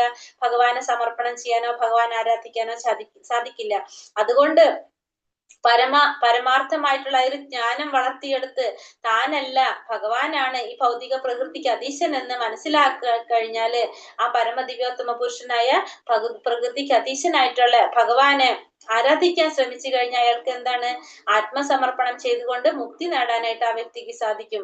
ഭൗതിക ലോകത്തിലെ ഏതെങ്കിലും വിധത്തിൽ ബഹുമതി നേടാമെന്ന് ആഗ്രഹിക്കുന്നവർക്ക് ഒരിക്കലും എന്ത് ചെയ്യാൻ സാധിക്കില്ല, ഭഗവാനെ പരമപുരുഷനെ പ്രാപിക്കാനോ ശരണം പ്രാപിക്കാനോ സാധിക്കുന്നില്ല. അവർ എപ്പോഴും എന്തിനടിമപ്പെട്ടുകൊണ്ടിരിക്കും, മായയ്ക്ക് അടിമപ്പെട്ടുകൊണ്ടിരിക്കും. അപ്പം എന്താണ് താൻ ഒന്നും ഈ ഭൗതിക ലോകത്തിലുള്ള ഒന്നും തൻ്റെതല്ല, എല്ലാതും എങ്ങനെയാണ് ഭഗവാന്റേതാണ്, ഭഗവാന്റെ ഒരു അംശം മാത്രമാണ് നമ്മള്. ഈ ഭൗതിക ലോകത്തിലുള്ള ഏതൊരു വസ്തുവും നമുക്ക് നമ്മളുടെ നിലനിൽപ്പിന് വേണ്ടിയിട്ട് നമുക്ക് അനുഭവിക്കാൻ വേണ്ടി മാത്രം ഭഗവാൻ തന്നിരിക്കുന്നതാണ് എന്ന് നമ്മൾ സ്വയം മനസ്സിലാക്കിക്കൊണ്ട് നമ്മൾ ആ ഒരു ജ്ഞാനത്തിലൂടെ നമ്മൾ അത് നേടിക്കൊണ്ട് എന്ത് ചെയ്യണം, ഭഗവാനെ സമർപ്പിക്കുകയാണ് എന്ത് ചെയ്യണം. അതുകൊണ്ട് തന്നെയാണ് നമ്മൾ സ്വീകരിക്കുന്നത് എന്തും ഭഗവാന് സമർപ്പിച്ചുകൊണ്ട് നമ്മൾ എടുക്കുന്നത്. എന്തുകൊണ്ടാണ്? കാരണം നമ്മൾക്ക് ഈ ഭൗതിക ലോകത്തിൽ ജീവിക്കാൻ വേണ്ടിയിട്ട് ഭഗവാൻ സൃഷ്ടിച്ചു തീർക്കുകയാണ് നമ്മളുടെ ചുറ്റുമുള്ള എല്ലാതും. നമുക്ക് അതിൽ എത്രയാണോ നമുക്ക് വേണ്ടത് അത്ര മാത്രം നമ്മൾ സ്വീകരിക്കുക. നമുക്ക് വേണ്ടത്, നമുക്ക് ആവശ്യമുള്ളത് മാത്രം നമ്മൾ സ്വീകരിക്കാൻ പാടുള്ളൂ. അപ്പൊ അതിനൊരു നന്ദി സൂചകമായിട്ട് നമ്മൾ എന്ത് ചെയ്യണം, ഭഗവാന് സമർപ്പിക്കണം. നമ്മൾ എന്തൊരു കാര്യം അങ്ങനെയല്ല, നമുക്ക് ആരെങ്കിലും എന്തെങ്കിലും തന്നു കഴിഞ്ഞാൽ നമ്മൾ അവരോട് താങ്ക്സ് പറയും അല്ലെ, എന്നിട്ട് നമ്മളത് സ്വാഭാവികമായിട്ടും എല്ലാവരും ചെയ്തു പോണ ഒരു കാര്യമാണ്. അതേപോലെ തന്നെ ഈ ഭൗതിക ലോകത്തിലുള്ള എല്ലാ വസ്തുക്കളും ഭഗവാൻ സൃഷ്ടിച്ചതാണ് നമ്മൾക്ക് വേണ്ടിയിട്ട്, നമുക്ക് ഉപയോഗിക്കാൻ വേണ്ടിയിട്ട്, നമുക്ക് വേണ്ടി ചെയ്തതാണ്. പക്ഷെ അപ്പൊ നമ്മൾ എന്ത് ചെയ്യണം, അത് നമുക്ക് എത്രയാണോ വേണ്ടത്, നമ്മളെ ഇപ്പൊ ഭക്ഷണം ആയിക്കോട്ടെ, എല്ലാ സൗകര്യങ്ങളും നമുക്ക് എത്രയാണോ ആവശ്യം അതിന് വേണ്ടി മാത്രം നമ്മൾ ഉപയോഗിച്ച് ബാക്കി നമുക്ക് ആവശ്യമുള്ളത് മാത്രം നമ്മൾ സ്വീകരിക്കുക. അല്ലാത്തത് നമുക്ക് നോക്കേണ്ട ആവശ്യമില്ല. നമ്മളെ പോലെ തന്നെ 84 ലക്ഷം ജീവജാലങ്ങളുണ്ട്. അവർക്ക് ഓരോരുത്തർക്കും വേണ്ടിയിട്ടാണ് ഭഗവാൻ ഇത് ചെയ്തിരിക്കുന്നത്. അപ്പൊ ഓരോരുത്തർക്ക് വേണ്ടത് മാത്രം അവർ സ്വീകരിക്കുക. അങ്ങനെ ഭഗവാന് സ്വയം സമർപ്പിച്ചുകൊണ്ട് വേണം നമ്മൾ ഇതൊക്കെ സ്വീകരിക്കാനും കൂടിയിട്ട് നമ്മളിവിടെ ഓർക്കണം. അപ്പൊ ഈ പറഞ്ഞ എന്താ പറഞ്ഞത്, ഈ മായാമോഹം, മിഥ്യാഭിമാനം, ദുസംസർഗം എന്നീ ദോഷങ്ങൾ ഒഴിഞ്ഞ് ഭൗതിക തൃഷ്ണയിൽ പെടാതെ സനാതന തത്വത്തെ അറിഞ്ഞ് സുഖ ദുഃഖാദികളായ ദ്വന്ദ്ങ്ങളിൽ നിന്നും മോചിതരായി വിഭ്രാന്തരാകാതെ പരമപുരുഷനെ സ്വയം സമർപ്പിക്കുന്നത് എങ്ങനെയെന്നറിയാവുന്നവർക്ക് പരമമായിട്ടുള്ള ഭഗവാന്റെ ശാശ്വത സാമ്രാജ്യം പ്രാപിക്കാനായിട്ട് സാധിക്കും. ഇതില് മിഥ്യാഭിമാനം എന്ന് വെച്ചിട്ടുണ്ടെങ്കിൽ മിഥ്യായി ഒരു അഭിമാനം, എന്താ പറയാ, നമ്മൾ മിഥ്യാഭിമാനം ഇല്ലാതൊക്കെ മായാമോഹവും മിഥ്യാഭിമാനം, എല്ലാവരും എന്നെ ബഹുമാനിക്കണം, എല്ലാവരും ഞാനാണ് ബെസ്റ്റ് എന്നെല്ലാവരും പറയാ, എന്നെ എല്ലാവരും റെസ്പെക്ട് ചെയ്യാ. പിന്നെ ദുസ്സംസർഗം എന്ന് വെച്ചാൽ അല്ലാത്തവരുമായിട്ടുള്ളൊരു സഹവാസം. ഇതൊക്കെ നമ്മൾ എന്ത് ചെയ്യണം, ഇല്ലാണ്ടാക്കണം. ഇതൊക്കെ നമ്മൾ ഒഴിവാക്കണം എന്നാണ് ഈ ശ്ലോകത്തിലൂടെ നമുക്ക് മനസ്സിലാക്കി തരുന്നത്. അപ്പൊ ഈ 5 ശ്ലോകത്തിൽ നമുക്ക് എന്താ പറഞ്ഞത്, ഈ ഭൗതികമായിട്ടുള്ള ക്ലേശങ്ങളിൽ നിന്നും മുക്തി നേടാനുള്ള പ്രക്രിയകൾ മാത്രമാണ് നമുക്ക് ഈ 5 ശ്ലോകത്തിൽ പറഞ്ഞു തരുന്നത്. ഇനി ഭഗവാൻ പുരുഷോത്തമ യോഗത്തെ കുറിച്ച് ഇനി അടുത്ത ശ്ലോകം തൊട്ട് പറഞ്ഞു തരാൻ പോകാണ്. അടുത്തതിൽ എന്താ പറഞ്ഞത്, ന തത്പാസയതോ സൂര്യോ ന ശശാങ്കോ ന പാവകഃ യദ്ഗത്വാ ന നിവർത്തന്തെ തഥാമാ പരമം മമ. ഇവിടെ ഈ ശ്ലോകത്തിൽ എന്താ പറഞ്ഞത്, ഭഗവാന്റെ ലോകത്തെ കുറിച്ച് പറയാണ്. ഇപ്പൊ നമ്മൾ ഈ കാണുന്നു, നമ്മൾ ഗോലോക ചാപ്റ്ററിൽ കണ്ടില്ലേ, ആ കണ്ട വൈകുണ്ഠ ലോകം, പിന്നെന്താണ് ഗോലോക വൃന്ദാവനാണ് നമ്മൾ ഈ കാണുന്നത്. കുറെ അതിൽ കാണുന്നുണ്ടല്ലേ, ചെറിയ ചെറിയ എന്താ കാണുന്നത്, ഭഗവാന്റെ വൈകുണ്ഠ ലോകങ്ങളിലുള്ള ഭഗവാന്റെ വിസ്തരണങ്ങളാണ് ആ കാണുന്നത്. കുറെ വൈകുണ്ഠങ്ങൾ ഉണ്ടല്ലോ, ആ വിസ്തരണങ്ങളാണ് നമ്മൾ ആ കാണുന്നത്. വൈകുണ്ഠ ലോകവും ഗോലോക വൃന്ദാവനവും നമ്മൾ കാണുന്നത്. അപ്പൊ അതിലെന്താ പറയുന്നത്, പരമമായ എന്റെ ആവാസ സ്ഥാനത്ത് സൂര്യചന്ദ്രന്മാരോ അഗ്നിയോ വൈദ്യുതിയോ വെളിച്ചം വീശുന്നില്ല. അപ്പൊ പരമമായിട്ടുള്ള ഭഗവാന്റെ ആ സ്ഥാനം എവിടെയാണ്, ഗോലോക വൃന്ദാവനത്ത്. കൃഷ്ണലോകത്ത് എന്താണ് പറഞ്ഞ, ആ ലോകത്തിനെ കുറിച്ച് പറയാണ്. അവിടെ സൂര്യചന്ദ്രന്മാരോ അഗ്നിയോ വൈദ്യുതിയോ വെളിച്ചം വീശുന്നില്ല. ഇവിടെ ചെന്നെത്തിയാൽ ഒരിക്കലും ഭൗതിക ലോകത്തിലേക്ക് തിരിച്ചു വരവില്ല. അപ്പൊ അവിടെ ചെന്നെത്തി കഴിഞ്ഞാല് ഒരിക്കലും നമുക്ക് എന്ത് വേണ്ടി വരുന്നില്ല, ഈ ഭൗതിക ലോകത്തിലോട്ട് തിരിച്ചു വരേണ്ടതായിട്ട് ആവശ്യമില്ല. അപ്പൊ അവിടെ പ്രകാശം, എങ്ങനെയാണ് അവിടെ പ്രകാശം കിട്ടുന്നത് നമുക്ക്, ആ ഭഗവാന്റെ ആവാസ സ്ഥാനത്ത് ഭഗവാന്റെ ബ്രഹ്മജ്യോതിസിൽ നിന്നാണ് അവിടെ പ്രകാശം ലഭിക്കുന്നത്. അല്ലാതെ അവിടെ എന്തിന്റെ ആവശ്യം വരുന്നില്ല, സൂര്യന്റെ ചന്ദ്രന്റെ അഗ്നിയുടെ വൈദ്യുതിയുടെ ഒന്നും വെളിച്ചം ആവശ്യമായിട്ട് വരുന്നില്ല. അപ്പൊ എല്ലാ ഗ്രഹങ്ങളും അവിടെ എങ്ങനെയാണ്, സ്വയം പ്രകാശിതങ്ങളാണ്. അവിടെ ഭഗവാൻ ഭഗവാന്റെ നമുക്കറിയണം പരവ്യോമത്തിലെ എല്ലാ ഗ്രഹങ്ങളും സ്വയം പ്രകാശിതങ്ങളാണ് വൈകുണ്ഠ ലോകങ്ങളിലുള്ള. അതുകൊണ്ടാണ് അതിനാണ് നമ്മൾ പരവ്യോമം എന്ന് പറയുന്നത് തന്നെ. ഈ ബ്രഹ്മജ്യോതിസ് വാസ്തവത്തിൽ എന്താണ് കൃഷ്ണലോകം എന്ന ഗോലോക വൃന്ദാവനത്തിൽ നിന്നാണ് വരുന്നത്. പക്ഷെ ഭൗതിക ലോകത്തിലോട്ട് അത് കടക്കുന്നില്ല നമ്മൾ പറഞ്ഞു. കാരണം നമുക്കറിയാം മഹത്വത്വം, അതായത് 7 ലെയർ പറയുന്നുണ്ടായിരുന്നു നമ്മൾ ഗോലോക ചാട്ടില്. ആ ഒരു ലെയർ കാരണം കൊണ്ട് അവിടുത്തെ ഒരു പ്രകാശം എവിടേക്ക് കടക്കുന്നില്ല, ഈ ഭൗതിക ലോകത്തിലോട്ട് കടക്കുന്നില്ല. അതിന്റെ പ്രകാശം ഇങ്ങോട്ട് വരുന്നില്ല. അത് മുഴുവൻ ആധ്യാത്മിക ലോകങ്ങളില് വൈകുണ്ഠ ലോകങ്ങളിൽ തന്നെ നിറഞ്ഞു നിൽക്കാണ്. അപ്പൊ അതിൽ ഏറ്റവും സുപ്രധാനമായിട്ടുള്ളത് ഏതാണ്? ഗോലോക വൃന്ദാവനമാണ്. ഗോലോക വൃന്ദാവനത്തില് സൂര്യനോ ചന്ദ്രനോ അഗ്നിയോ വൈദ്യുതോ ഒന്നും വെളിച്ചം വീശുന്നില്ല. അവിടെ ചെന്ന് കഴിഞ്ഞാലോ അവരാരും തിരിച്ചു വരണ്ടില്ല. കഴിഞ്ഞ അധ്യായത്തിൽ നമ്മൾ പറഞ്ഞിട്ടുണ്ടായിരുന്നു ഗോലോക വൃന്ദാവനത്തില് അവിടെ ഭഗവാന്റേതായിട്ടുള്ള ഒരു രൂപം നമുക്ക് കിട്ടി. ഭഗവാനെ സേവിച്ച് അവിടെ നിൽക്കാനായിട്ട് നമുക്ക് സാധിക്കുകയാണ്. നമ്മൾ ഏത് രൂപത്തിലാണോ ഭഗവാനെ ആരാധിക്കുന്നത് ആ രൂപത്തിൽ നമുക്ക് ഭഗവാനെ സേവിക്കാനായിട്ടുള്ള ഒരു അവസരം നമുക്ക് കിട്ടണം. ഭഗവാന്റേതായിട്ടുള്ള ഒരു രൂപം, ഭഗവാന്റെ പോലത്തെ രൂപം നമുക്ക് കിട്ടും. ഭഗവാനെ സേവിക്കാനായിട്ടുള്ള ഒരു അവസരം നമുക്ക് കിട്ടുകയും ചെയ്യും. അപ്പോ ഈ ഭൗതിക ലോകത്തിലുള്ള എല്ലാ കാര്യങ്ങളും എല്ലാതും ആരുടെ തന്നെയാണ്? ഭഗവാന്റെ തന്നെയാണ്. ഏത് മുക്കും മൂലയും എല്ലാവരും എടുത്താലും അതെല്ലാതും ഭഗവാന്റെ തന്നെയാണ്. ആ ഭഗവാന്റെ അന്തരംഗ ശക്തി കൊണ്ട് ഈ പരവ്യോമം മുഴുവൻ എങ്ങനെ പ്രകാശിതമാണ്? ഭഗവാന്റെ അന്തരംഗ ശക്തി കൊണ്ട് തന്നെ പ്രകാശമാണ്. ആ പരമധാമം സമർപ്പണത്താലല്ലാതെ വേറൊരു വഴിയിലും ആർക്കും പ്രാപിക്കാനായിട്ട് സാധിക്കില്ല. അപ്പൊ ഭഗവാന്റെ ധാമത്തിലോട്ട് നമുക്ക് കടക്കാൻ സാധിക്കണമെങ്കിൽ നമ്മൾ എന്ത് ചെയ്യണം? ആത്മസമർപ്പണം ചെയ്യണം. സ്വയം സമർപ്പിക്കാതെ നമുക്ക് ഒരിക്കലും ഭഗവാന്റെ ലോകത്തിലോട്ടുള്ള ഒരു പ്രവേശനം സാധ്യമല്ല എന്നുള്ളത് ഇതിലൂടെ പറഞ്ഞതാണ്. പിന്നെ ഇനി ഭഗവാൻ ജീവാത്മാവിനെ കുറിച്ചിട്ടുള്ള ഒരു സത്യം വെളിവാക്കി തരാണ്. എന്താണ്? മാമേ വംശോ ജീവലോകേ ജീവഭൂതാ സനാതനഃ മനഃഷ്ടാനീന്ദ്രിയാണി പ്രകൃതിസ്ഥാനി കർഷതി. എന്റെ ശാശ്വത അംശങ്ങളാണ് ഈ ലോകത്തിലുള്ള ബദ്ധരായ സകല ജീവസത്തുകളും. ബദ്ധമായ ജീവിതം നയിക്കുകയാൽ മനസ്സുൾപ്പെടെയുള്ള 6 ഇന്ദ്രിയങ്ങൾ ഉപയോഗിച്ച് അവർ കഠിനാധ്വാനം ചെയ്യുകയാണ്. അപ്പൊ ഭഗവാന്റെ ശാശ്വതമായിട്ടുള്ള അംശങ്ങളാണ് ഈ ലോകത്തിലുള്ള ബദ്ധരായിട്ടുള്ള എല്ലാ ജീവാത്മാക്കളും. ബദ്ധമായിട്ടുള്ള ജീവിതം നയിക്കുകയാൽ മനസ്സുൾപ്പെടെയുള്ള 6 ഇന്ദ്രിയങ്ങൾ ഉപയോഗിച്ച് അവർ കഠിനാധ്വാനം ചെയ്യുകയാണെന്ന് പറയുന്നത്. അപ്പൊ ഭഗവാന്റെ ശാശ്വതമായിട്ടുള്ള അംശങ്ങളാണ് ആര്? ജീവാത്മാക്കളെല്ലാം. ജീവാത്മാക്കള് എന്താണ്? ജീവാത്മാക്കള് മനസ്സും ഉൾപ്പെടെയുള്ള 6 ഇന്ദ്രിയങ്ങൾ കൊണ്ട് അവര് കഠിനാധ്വാനം ചെയ്തുകൊണ്ടിരിക്കുകയാണ്. അവരെന്താ ചെയ്തുകൊണ്ടിരിക്കുന്നത്? കഠിനാധ്വാനം ചെയ്തു. അപ്പൊ ഈ നമുക്കറിയാവുന്നതാണ് ഭഗവാന്റെ രണ്ട് തരത്തിൽ നമുക്ക് പറയാൻ സാധിക്കും അല്ലെ? ഭഗവാന്റെ വിസ്തരണങ്ങള്, ഭഗവാന്റെ ഒന്ന് ജീവാത്മാക്കള്. ഭഗവാന്റെ എന്താംശമാണ്? ഭഗവാന്റെ വിഭിന്ന അംശങ്ങളാണ് ജീവാത്മാക്കള്. ഭഗവാന്റെ സ്വന്തം അംശങ്ങളാണ് എന്ത് പറയുന്നത്? ഭഗവാന്റെ അവതാരങ്ങള്. ഭഗവാന്റെ അവതാരങ്ങളായിട്ടുള്ള ശ്രീരാമ അവതാരം ആയിക്കോട്ടെ, നരസിംഹ അവതാരം, വിഷ്ണുമൂർത്തികള്, വൈകുണ്ഠ ലോകങ്ങളിലുള്ള എല്ലാ ദേവന്മാരും അവരൊക്കെ എന്താണ്? ഭഗവാന്റെ തന്നെ അംശത്തിലുള്ളതാണിത്. അപ്പൊ ഈ ഭഗവാന്റെ സ്വാംശങ്ങൾക്ക് എന്താണ്? വ്യക്തിഗത ഭാവം എല്ലായ്പ്പോഴും ഉണ്ട്. പക്ഷെ വിഭിന്നമായിട്ടുള്ള അംശങ്ങൾക്ക് എന്താണ്? അവർക്ക് തനതായ വ്യക്തിത്വം ഉണ്ടെങ്കിലും ജീവാത്മാക്കള് ഗുണാംശങ്ങള് ഭഗവാന്റെ ഗുണങ്ങളെ ഉൾക്കൊള്ളുന്നു. പക്ഷെ അവർക്ക് എന്താണ്? സ്വാതന്ത്ര്യം. വ്യക്തിഗതമായിട്ട് ആയ ആത്മാവ് എന്ന നിലയിൽ ജീവസത്തയ്ക്ക് വ്യക്തിത്വമുണ്ട്. പക്ഷെ അതോടൊപ്പം തന്നെ സ്വാതന്ത്ര്യം എങ്ങനെയാണ്? അവരുടെ പരിമിതമായിട്ടുള്ള സ്വാതന്ത്ര്യമാണ് അവർക്കുള്ളത്. അപ്പൊ മുക്തനായ ജീവാത്മാവ് ഭൗതിക പ്രകൃതിക്കൊന്നും അടിമയല്ല. എങ്കിലും അയാൾ ഭഗവാന്റെ അതീന്ദ്രിയ സേവനത്തിൽ ഏർപ്പെടാനായിട്ട് സാധിക്കും. ആ ജീവൻ ഭൗതികമായ ത്രിഗുണങ്ങൾക്ക് വശപ്പെടുകയും അങ്ങനെ ഭക്തിയുത സേവനം ചെയ്യാനായിട്ട് മറന്നു പോയിക്കൊണ്ട് ചെയ്യുകയാണ് ചെയ്യുന്നത്. അപ്പൊ ഈ ഭൗതിക പ്രകൃതിയിൽ വരുമ്പോ ജീവാത്മാവ് എന്താ സംഭവിക്കുന്നത്? ഭൗതിക പ്രകൃതിയുടെ ത്രിഗുണങ്ങൾക്ക് അടിമപ്പെട്ടുകൊണ്ട് തന്റെ മൂലസ്വരൂപത്തെ കുറിച്ചും തന്റെ നിജസ്ഥിതിയെ കുറിച്ചും ആര് മറന്നു പോകുകയാണ്? ജീവാത്മാവ് മറന്നു പോവുകയാണ് ഇവിടെ. അങ്ങനെ മറന്നു പോകുമ്പോ ജീവാത്മാവിന് എന്ത് സംഭവിക്കാണ്? ഭഗവാന്റെ സേവനം ചെയ്യേണ്ടതാണ് തന്റെ ഉത്തരവാദിത്തം. താൻ ഭഗവത് സേവനം ചെയ്യേണ്ടതാണെന്നുള്ളൊരു കാര്യം ജീവാത്മാക്കൾ മറന്നു പോകുകയാണ്. അതിന്റെ ഫലമായിട്ട് ഈ ഭൗതിക ലോകത്തിൽ തന്നെ ജീവിച്ചു തീർക്കേണ്ടതായിട്ടും ക്ലേശങ്ങൾ അനുഭവിക്കേണ്ടതായിട്ടും വരാണ് ആർക്ക്? ഈ ജീവാത്മാക്കൾക്ക്. ഈ ജീവാത്മാക്കള് എന്താ പറയുക, ബദ്ധമായ ജീവിതം നയിക്കുന്നത് കൊണ്ട് മനസ്സുൾപ്പെടെയുള്ള 6 ഇന്ദ്രിയങ്ങൾ ഉപയോഗിച്ചുകൊണ്ട് അവർ കഠിനാധ്വാനം ചെയ്തുകൊണ്ടിരിക്കുകയാണ് ചെയ്യുന്നത്. അപ്പൊ ജീവാത്മാക്കള് നമ്മൾ പറഞ്ഞ ഭഗവാന്റെ വിഭിന്ന അംശങ്ങളാണ്. ഭഗവാനിൽ നിന്ന് വിട്ട് ഈ ഭൗതിക ലോകത്തിൽ വരുമ്പോ എന്താ സംഭവിക്കുന്നത്?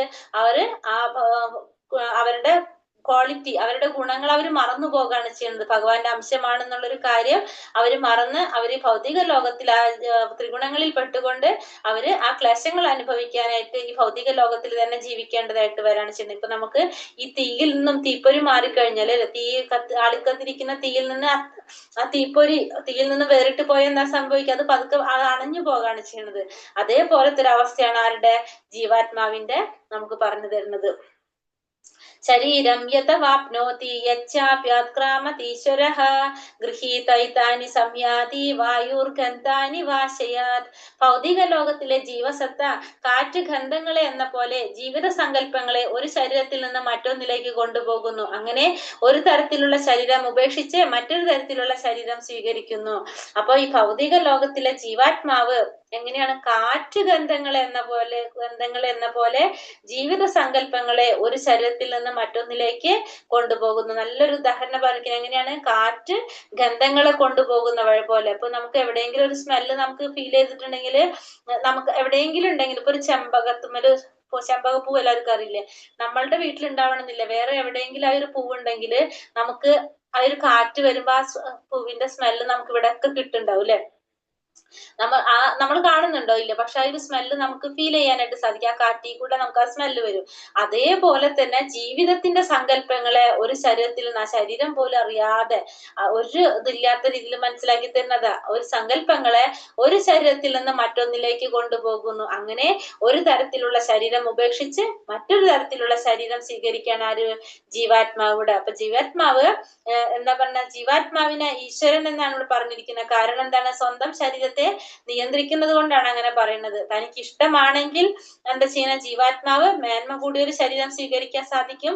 അതല്ലെങ്കിൽ താഴ്ന്ന തരത്തിലുള്ള ഒരു ശരീരം സ്വീകരിക്കാനായിട്ട് ആർക്ക് സാധിക്കും? ജീവാത്മാവിന് സാധിക്കും. അതിനുള്ള സ്വാതന്ത്ര്യം ആർക്കുണ്ട്? ജീവാത്മാവിനുണ്ട്. പക്ഷെ അതെങ്ങനെ ആശ്രയിച്ചിരിക്കുന്നത്? ആ മാറ്റം, ആ ജീവനെ ആശ്രയിച്ചിരിക്കുന്നത് എങ്ങനെയാണ്?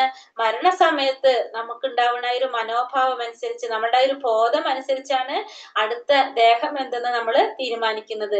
ആ ബോധം ആ സമയത്ത് നമുക്കൊരു എന്താ പറയാ, ഒരു പട്ടിയുടെയോ പൂച്ചയുടെയോ കുറിച്ച് ഓർമ്മയാണ്, ഒരു ബോധമാണ് ഉണ്ടാകുന്നതെങ്കിൽ സ്വാഭാവികമായിട്ടും ആ ഒരു ശരീരം സ്വീകരിക്കേണ്ടതായിട്ട് വരും. നമ്മള് ഭരത മഹാരാജാവിന്റെ കഥ നമ്മൾ കേട്ടു. മാനിനെ കുറിച്ച് ചിന്തിച്ച കാരണം കൊണ്ട് അടുത്ത ജന്മം മാനായിട്ട് ജനിക്കേണ്ടി വന്നു അല്ലെ? അതേപോലെ തന്നെ നമ്മള് എന്താണോ ചിന്തിക്കുന്നത് അതനുസരിച്ചുള്ള ശരീരമായിരിക്കും നമുക്ക് അടുത്ത ആ ഒരു ജന്മത്തിൽ നമുക്ക് വരുന്നത്, ആ ശരീരം കിട്ടുന്നത്.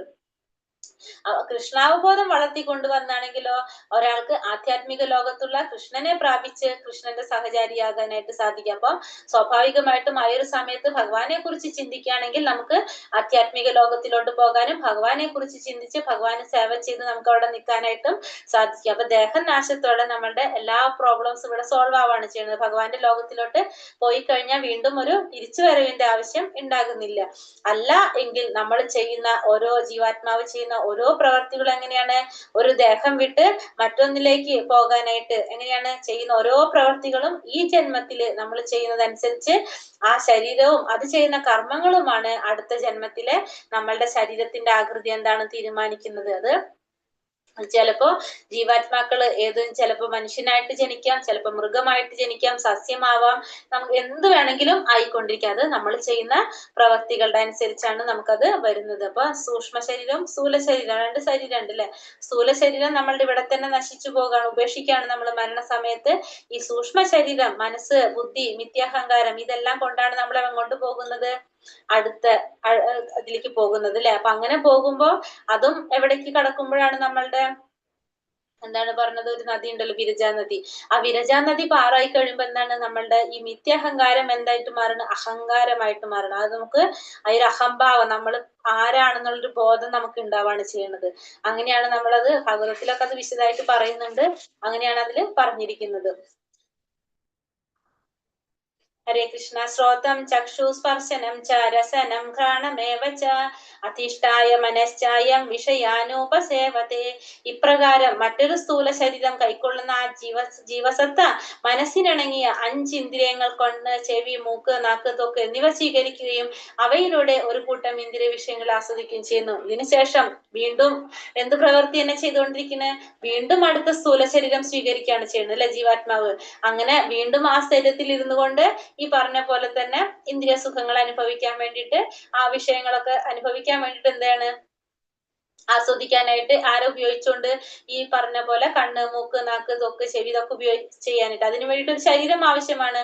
അപ്പൊ വീണ്ടും ഒരു ശരീരം സ്വീകരിച്ച് ഇന്ദ്രിയങ്ങൾ ഉപയോഗിച്ചുകൊണ്ട് ആ വിഷയങ്ങളൊക്കെ ആസ്വദിക്കാൻ ആര് ചെയ്യുന്നത്? ഇവിടെ ജീവാത്മാവ് ചെയ്തുകൊണ്ടിരിക്കുന്നത്. അപ്പൊ യഥാർത്ഥത്തില് ജീവാത്മാവ് തന്റെ ബോധം എങ്ങനെയായിട്ട് മാറ്റണം?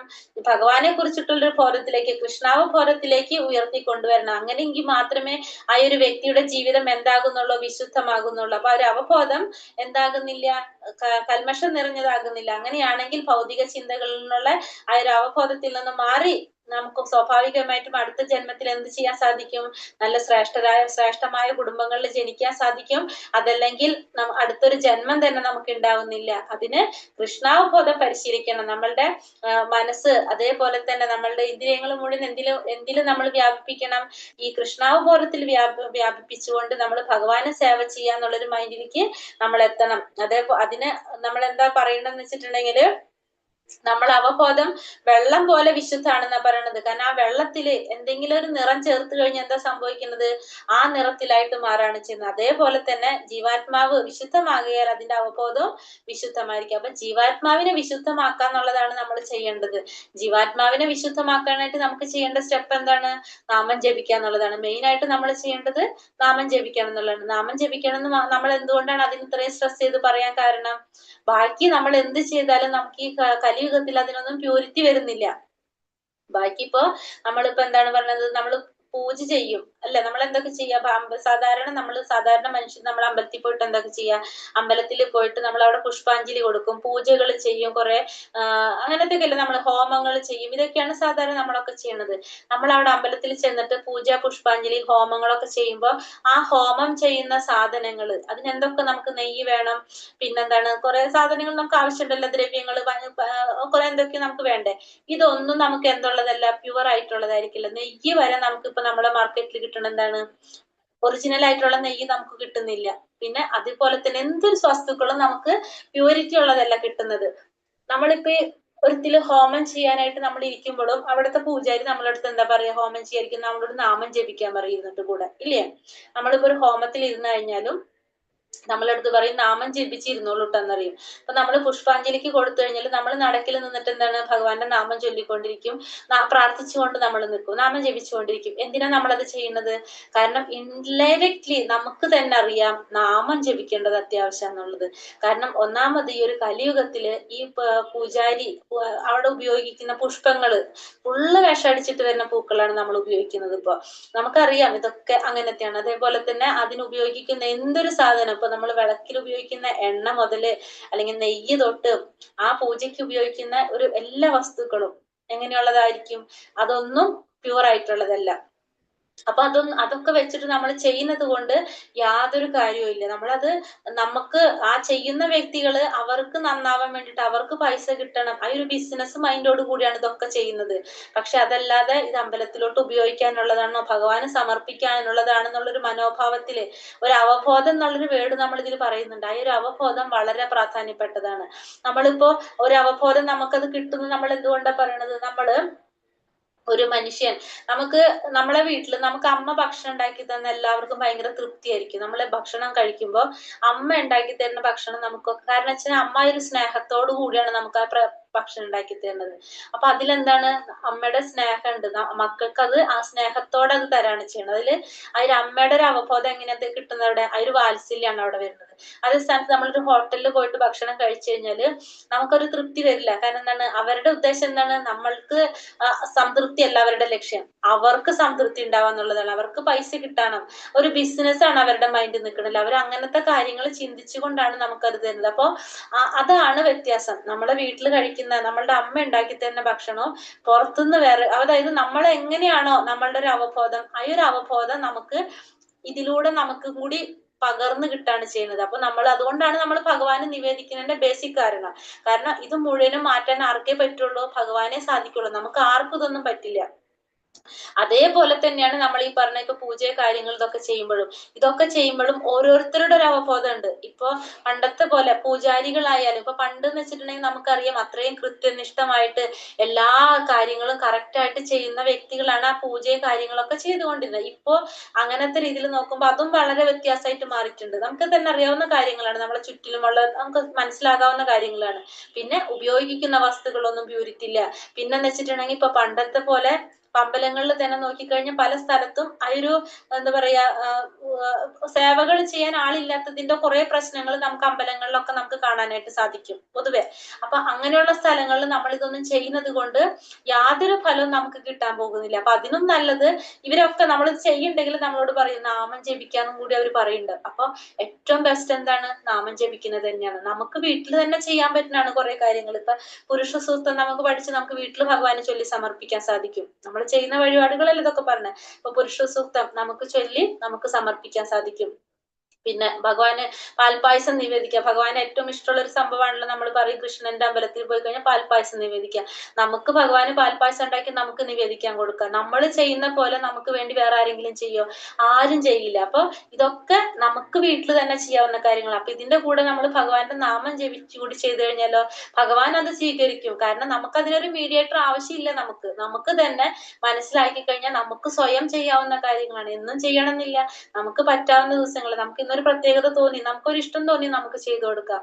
കാരണം ഭഗവാൻ അങ്ങനെയാണ്. ഭക്തന്മാർക്ക് വേണ്ടിയിട്ട് എല്ലാം വിട്ടുതരാനായിട്ട് ഭഗവാൻ തയ്യാറാണ്. ഭക്തനാക്കാനാണ് ഭഗവാൻ ബുദ്ധിമുട്ട്. കാരണം ഭക്തനായി കഴിഞ്ഞാൽ പിന്നെ ആ ഭഗവാൻ ആരാണ്? ഭക്തന്റെ സേവകനായിട്ടുണ്ട്. ദാസാന് ദാസാന് ദാസാന് ദാസാന്നാ പറയുന്നത്. അപ്പൊ അങ്ങനെ ആയിരിക്കണം നമ്മൾ എപ്പോഴും ചിന്തിക്കേണ്ടത്. നമ്മള് നാമം ജപിച്ചുകൊണ്ട് നമ്മളെ എന്ത് ചെയ്യണം? ജീവാത്മാവിനെ പ്യൂരിഫൈ ചെയ്ത് ഭഗവാന്റെ ലോകത്തിലോട്ട് തിരിച്ചു പോകാനായിട്ട് സാധിക്കണം. ഉത്ക്രാമന്തം സ്ഥിതം വാപി പൂഞ്ചാനാം വാ ഗുണാന്വിതം വിമൂഢാനാനു പശ്യന്തി ജ്ഞാന ചക്ഷുഷഃ. ജീവാത്മാവ് എങ്ങനെ ഈ ശരീരം വിട്ടുപോകുന്നുവെന്നോ ഗുണങ്ങളുടെ ആകർഷണത്തിന് വഴിപ്പെട്ട് ഏതുതരം ശരീരത്തെയാണ് സ്വീകരിച്ച് അനുഭവിക്കുന്നതെന്നോ മൂഢന്മാർക്ക് അറിയാൻ വയ്യ. ജ്ഞാനത്തിന്റെ അകക്കണ്ണ് തെളിഞ്ഞവർക്ക് ഇതെല്ലാം പ്രത്യക്ഷമാകുന്നു. അപ്പൊ എന്താ ഇവിടെ പറയണത്? ജീവാത്മാവ് എങ്ങനെയാണോ ശരീരം വിട്ടുപോകുന്നതെന്നും ഗുണങ്ങളുടെ ആകർഷണത്തിന് വഴിപ്പെട്ട് ഏതു തരം ശരീരത്തെയാണ് സ്വീകരിച്ച് അനുഭവിക്കുന്നതെന്നും ആർക്ക് മനസ്സിലാവില്ല? മൂഢന്മാർക്ക് മനസ്സിലാകില്ല. കാരണം ജ്ഞാനത്തിന്റെ അകക്കണ്ണ് തെളിഞ്ഞവർക്ക് ഇതൊക്കെ മനസ്സിലായി. ഈ ജ്ഞാനം നേടാത്തവർക്ക്, ഈ അജ്ഞാനമായിട്ടുള്ളവർക്ക്, ജ്ഞാനമില്ലാത്തവർക്ക് ഇതൊന്നും മനസ്സിലാകാനായിട്ട് സാധിക്കുന്നില്ല അല്ലെ. ജീവാത്മാവ് ശരീരം വിട്ടുപോകുന്നത് എങ്ങനെയാണെന്നോ അടുത്ത ശരീരം സ്വീകരിക്കുന്നു എന്നൊക്കെ നമ്മൾ പറയുമ്പോ ഈ അറിവില്ലാത്ത ആത്മാവിനെ കുറിച്ചും അതായത് ജീവാത്മാവിനെ കുറിച്ചും പരമാത്മാവിനെ കുറിച്ചും ശരീരത്തെ കുറിച്ചും ഒന്നും ആ ഒരു നോളജ് കിട്ടാത്തവർക്ക് അത് എത്ര പറഞ്ഞാലും മനസ്സിലാകുന്നില്ല. ശരീരവും ആത്മാവും രണ്ടാണെന്ന് പറഞ്ഞാൽ തന്നെ അവരത് മനസ്സിലാക്കണമെന്നില്ല. കാരണം അവർക്ക് എന്തറിയില്ല? അവർക്ക് ആ ഒരു ജ്ഞാനം കിട്ടിയിട്ടില്ല. ഇതൊക്കെ അറിഞ്ഞവരാരാണ്? ഭാഗ്യവാന്മാരാണെന്ന് പറയണ. ഓരോ ജീവനും പല പല പ്രത്യേകമായിട്ടുള്ള പരിസ്ഥിതികളായിരിക്കും ശരീരം ത്യജിക്കേണ്ടി വരുന്നത്. ചിലപ്പോ അവര് എന്താണ് ഭൗതിക പ്രകൃതിയുടെ ത്രിഗുണങ്ങൾ കടിമപ്പെട്ട് വീണ്ടും ഈ ഭൗതിക ലോകത്തിൽ തന്നെ ജന്മമെടുക്കേണ്ടതായിട്ട് വരും. അല്ലാത്തവർക്ക് എന്താണ് ഈ മുക്തി നേടി ഭഗവാന്റെ ലോകത്തിലോട്ട് പോകാനൊക്കെ സാധിക്കും. പക്ഷെ ഇതൊക്കെ മനസ്സിലാവണത് ആർക്കാണ്? ഈ ജ്ഞാനം നേടിയവർക്ക്. ആത്മാവ് എന്താണെന്നും ആത്മാവ് എന്താണെന്നും ഭഗവാൻ ആരാണെന്നും പിന്നെ ശരീരം എന്താണെന്നും ആത്മാവും ജീവാത്മാവും തമ്മിലുള്ള ആത്മാവും ശരീരവും തമ്മിലുള്ള വ്യത്യാസം എന്താണ്, ഇവർ തമ്മിലുള്ള ബന്ധം എന്താണെന്നൊക്കെ മനസ്സിലായവർക്ക് മാത്രമേ ഇതിനെ കുറിച്ചെല്ലാം അറിയാൻ സാധിക്കുള്ളൂ. അല്ലാത്ത ഈ മൂഢന്മാർക്ക് ഇതിനെ കുറിച്ചൊന്നും മനസ്സിലാകുന്നില്ല. യദന്തോ യോഗിനൈശ്ചന്യം പശ്യന്ത്യാത്മന്യവസ്ഥിതം യദന്തോപ്യകൃതാത്മാനോ നൈനം പശ്യന്ത്യചേതസഃ. ആത്മസാക്ഷാത്കാരം ലഭിച്ച് എപ്പോഴും യത്നിച്ചു കൊണ്ടിരിക്കുന്ന അതീന്ദ്രിയവാദികൾക്ക് ഇതെല്ലാം വ്യക്തമായി കാണാൻ കഴിയും. ഇത് ആർക്കാണ് ഇതൊക്കെ മനസ്സിലാകുന്നത്? ആത്മസാക്ഷാത്കാരം ലഭിച്ചവർക്ക് ഇതെല്ലാം മനസ്സിലാക്കാനായിട്ട് സാധിക്കും. അതീന്ദ്രിയവാദികൾക്ക് ഇതെല്ലാം വ്യക്തമായിട്ട് അറിയാൻ സാധിക്കും. എപ്പോഴും ഭഗവാനെ തന്നെ മനസ്സുകൊണ്ട് ധ്യാനിച്ചു കൊണ്ടിരിക്കുന്നവർക്ക്, ഭഗവാനിൽ ലയിച്ചു ചേർന്നവർക്ക്, ഭഗവാനിൽ മനസ്സുറപ്പിച്ചവർക്ക് ഇതൊക്കെ അറിയാനായിട്ട് സാധിക്കും. മനോവികാസം പ്രാപിക്കാത്തവർക്ക്, ആത്മസാക്ഷാത്കാരം ലഭിക്കാത്തവർക്ക് എത്ര ശ്രമിച്ചാലും സംഭവിക്കുന്നത് എന്തെന്ന് മനസ്സിലാകുന്നില്ല. അപ്പോ ഈ മനോവികാസം പ്രാപിക്കാത്തവർക്കും ആത്മസാക്ഷാത്കാരം ലഭിക്കാത്തവർക്കൊന്നും ഇത് എത്ര പറഞ്ഞാലും അവർക്ക് മനസ്സിലാകണമെന്നില്ല. ആത്മസാക്ഷാത്കാരം ലഭിക്കാത്ത ഒരാൾക്ക് ജീവാത്മാവിന് ശാരീരികമായും ഉണ്ടാകുന്ന മാറ്റങ്ങൾ, ശാരീരികമായിട്ട് വരുന്ന മാറ്റങ്ങളെ കുറിച്ചൊന്നും അവർക്ക് അറിയാനായിട്ട് സാധിക്കില്ല. ആർക്കത് അറിയാൻ പറ്റുന്നത്? ശരിക്കും യോഗ്യചര്യയിൽ ഏർപ്പെട്ട് ആത്മാവിനെയും പ്രപഞ്ചത്തെയും പരമപുരുഷനെയും സാക്ഷാത്കരിച്ചവർക്ക്, ഭക്തി യോഗികൾക്ക്, അതായത് കൃഷ്ണാവബോധത്തോടെ വിശുദ്ധമായിട്ടുള്ള ഭക്തിയുടെ സേവനത്തിൽ ഏർപ്പെട്ടവർക്ക്, അതിൽ മുഴുകിയവർക്ക് മാത്രമേ ഇവിടെ സംഭവിക്കുന്ന കാര്യങ്ങളെ കുറിച്ച് മനസ്സിലാകുന്നുള്ളൂ. അല്ലാത്തവർക്ക് ആർക്കും മനസ്സിലാകുന്നില്ല. ഇപ്പൊ എന്താ പറയാ, നമ്മൾ പറയുന്നുണ്ട് ഏതൊക്കെ ഇതിലെ പറഞ്ഞ ദേഹിനോസ്മിൻ യഥാദേഹേ കൗമാരം യൗവനഞ്ചര തഥാ ദേഹാന്തര പ്രാപ്തി തീരസ്തത്രാന മുഖ്യത എന്ന്. അതായത് ഒരു ശരീരത്തിൽ നിന്ന് മറ്റൊരു ശരീരത്തിലേക്ക് പ്രവേശിക്കുകയാണ് ആത്മാവ്, അല്ലെ? അത് ആ കൺസെപ്റ്റ് തന്നെ ആർക്ക് മനസ്സിലാവുള്ളൂ? അതിനെക്കുറിച്ച് അറിഞ്ഞവർക്ക് മാത്രമേ അറിയുള്ളൂ. അല്ലാത്തവരെ സംബന്ധിച്ച് എന്താണ്? ആ വ്യക്തി മരിച്ചു കഴിഞ്ഞു അവിടെ. അങ്ങനെ ആ ആത്മാവ് വേറൊരു ശരീരത്തിലേക്ക് പോകുന്നുണ്ടെന്ന് അത് ആ ഒരു കൺസെപ്റ്റ് മനസ്സിലായവർക്ക് മാത്രമേ അത് ചിന്തിക്കാൻ സാധിക്കുന്നുള്ളൂ. അല്ലാത്തവർക്ക് ഒരിക്കലും ആ ഒരു സബ്ജക്റ്റിനെ കുറിച്ച് തന്നെ അറിയാനോ ചിന്തിക്കാനോ മനസ്സിലാക്കാനോ ഒന്നും സാധിക്കില്ല. യഥാദിത്യഗതം തേജോ ജഗത് ഭാസയദേഖിലം യച്ചന്ദ്രാമസി യച്ചാഗ്നൗ തത്തേജോ വിധി മാമകം. പ്രപഞ്ചത്തിലെ അന്ധകാരം അത്രയും നീക്കി അതിനെ ശോഭായമാനമാക്കുന്ന സൂര്യന്റെ തേജസ് എന്നിൽ നിന്നാണ് വരുന്നത്. ചന്ദ്രന്റെയും അഗ്നിയുടെയും തേജസ്സുകളും എന്നിൽ നിന്ന് തന്നെ വരുന്നു. അപ്പൊ പ്രപഞ്ചത്തിൽ അന്ധകാരം മാറ്റി അതിനെ ശോഭായമാനമാക്കുന്ന സൂര്യന്റെ തേജസ് ആരിൽ നിന്നാണ് വരുന്നത്? ഭഗവാനിൽ തന്നെയാണ് വരുന്നത്. അതുപോലെ തന്നെ ചന്ദ്രന്റെയും അഗ്നിയുടെയും എല്ലാം തേജസ്സുകളും ഭഗവാനിൽ നിന്ന് വരണം. അപ്പൊ ഈ എല്ലാത്തിന്റെയും ഉറവിടം എവിടെ നിന്നാണ്? ഭഗവാനിൽ നിന്ന് തന്നെയാണെന്നാണ് ഭഗവാൻ പറയുന്നത്. ഈ ഭഗവാനിൽ നിന്ന് തന്നെയാണ് ഇതിന്റെ എല്ലാം ഉറവിടം വരുന്നത്. അപ്പൊ സൗരയൂഥത്തെ പ്രകാശിപ്പിക്കുന്ന സൂര്യൻ, ഈ സൂര്യന്റെ തേജസ് ഭഗവാനിൽ നിന്നാണ്. അതുപോലെ തന്നെ ചന്ദ്രന്റെയും എല്ലാതും ഭഗവാനിൽ തന്നെയാണ് എന്ന് പറയാണ്. ഇപ്പൊ ഭഗവാന്റെ പരവ്യോമത്തിലെ ആധ്യാത്മിക ജ്യോതിസ് ആണ് സൂര്യപ്രകാശം ആകുന്നത്. ആ സൂര്യോദയത്തോടെ സൂര്യന്റെ തേജസ് കൊണ്ട് നമുക്ക് എന്താ ഗുണമുള്ളത്? സൂര്യന്റെ ആ തേജസ്, സൂര്യത്തിന്റെ ഉദയത്തോടെയാണ് നമ്മൾ ഈ ഭൂലോകത്ത് നമ്മൾ എന്ത് ചെയ്യണത്? നമ്മളുടെ പ്രവർത്തികൾ ആരംഭിക്കുന്നത്, അല്ലെ? നമ്മള് ഭക്ഷണം പാകം ചെയ്യുക, തീ കൂട്ടുക, പണികൾ ഉപയോഗിക്കുന്ന ഒക്കെ നമ്മളുടെ ഒരു ദിവസം ആരംഭിക്കുന്നത് അങ്ങനെയാണ്. നമ്മളുടെ ഓരോ കാര്യങ്ങളും ചെയ്യുന്നതും സൂര്യോദയത്തിനനുസരിച്ച് നമ്മൾ ക്രമീകരിച്ചിരിക്കുന്ന പോലെയാണ് നമ്മൾ ചെയ്യുന്നത്.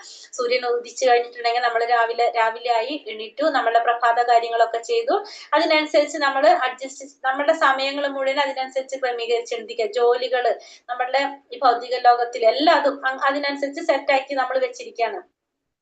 അതേപോലെ തന്നെ അഗ്നി ഉപയോഗിച്ച് നമ്മൾ ഓരോ പ്രവർത്തികൾ ചെയ്യുന്നുണ്ട്. പിന്നെ പല പ്രവർത്തനങ്ങൾക്കും നമുക്ക് എന്താവശ്യമാണ്? അഗ്നിയുടെ സഹായം ആവശ്യമാണ്. അപ്പൊ സൂര്യൻ, അഗ്നി, സൂര്യപ്രകാശം, അഗ്നി, നിലാവ് ഇവ ജീവാത്മാക്കൾക്ക് ഏറ്റവും അത്യാവശ്യമുള്ളതാണെന്ന് പറയുന്നത്. അവയുടെ സഹായം ഇല്ലാതെ ഒരു ജീവാത്മാവിനും എന്ത് ചെയ്യാൻ സാധിക്കില്ല? കഴിഞ്ഞുകൂടാനായിട്ട് സാധിക്കില്ല. അതേപോലെ തന്നെയാണ് എന്ത് പറയുന്നത്? ചന്ദ്രന്റെ പ്രകാശം അത് സസ്യങ്ങളെ പോഷിപ്പിക്കാനായിട്ട് ആവശ്യമാണ്. അപ്പൊ കൃഷ്ണന്റെ കരുണയാലാണ് എന്ത് വരുന്നത്? ഈ സസ്യങ്ങൾക്ക് പോഷണം ലഭിക്കുന്നതും അങ്ങനെയാണ്. കാരണം ചന്ദ്രന്റെ ഇതൊക്കെ എവിടെ നിന്നാണ്? ഭഗവാനിൽ നിന്ന് തന്നെയാണെന്ന് പറയാണ്, അല്ലെ? അപ്പൊ ഈ എന്ത് മനസ്സിലാക്കണം? ഭഗവാന്റെ കരുണ കൊണ്ടാണ് നമ്മൾക്ക് ഇതെല്ലാം കിട്ടുന്നതെന്നും ഈ ജീവിക്കാനായിട്ട് ഇതൊക്കെ സാധിക്കുന്നതെന്നും, ഭഗവാന്റെ കരുണ ഇല്ലെങ്കിൽ ഈ സൂര്യചന്ദ്രന്മാരുടെ പ്രകാശമോ അഗ്നിയോ ഇതൊന്നും നമുക്ക് ഉണ്ടാകില്ല എന്നുള്ളൊരു ബോധം നമുക്ക് വന്നു കഴിഞ്ഞാലോ തന്നെ നമ്മൾ ജീവാത്മാക്കൾ എവിടേക്ക് ഉയരും? കൃഷ്ണാവബോധത്തിലോട്ട് ഉയരാനായിട്ട് സഹായിക്കും അവരെ. കാരണം നമ്മളല്ല അതൊന്നും ചെയ്യുന്നത്, ഭഗവാന്റെ ഒരു കാരുണ്യമാണ് നമ്മളെ ഈ ജീവൻ ഇവിടെ നിലനിർത്താൻ വേണ്ടിയിട്ട് ഭഗവാൻ ചെയ്യാണെന്ന് മനസ്സിലാകുമ്പോൾ സ്വാഭാവികമായിട്ട് നമുക്ക് എന്ത് വരും? നമ്മളുടെ ചിന്തകള് കൃഷ്ണാവബോധത്തിലോട്ട് ഉയർത്താനായിട്ട് സാധിക്കും. ഗാമാ വിശ്യാച ഭൂതാനി ധാരയാമ്യാഹമോജസ പുഷ്ണാമീം ചൗഷതി സർവാ സോമോ ഭൂതാരസാത്മകഃ.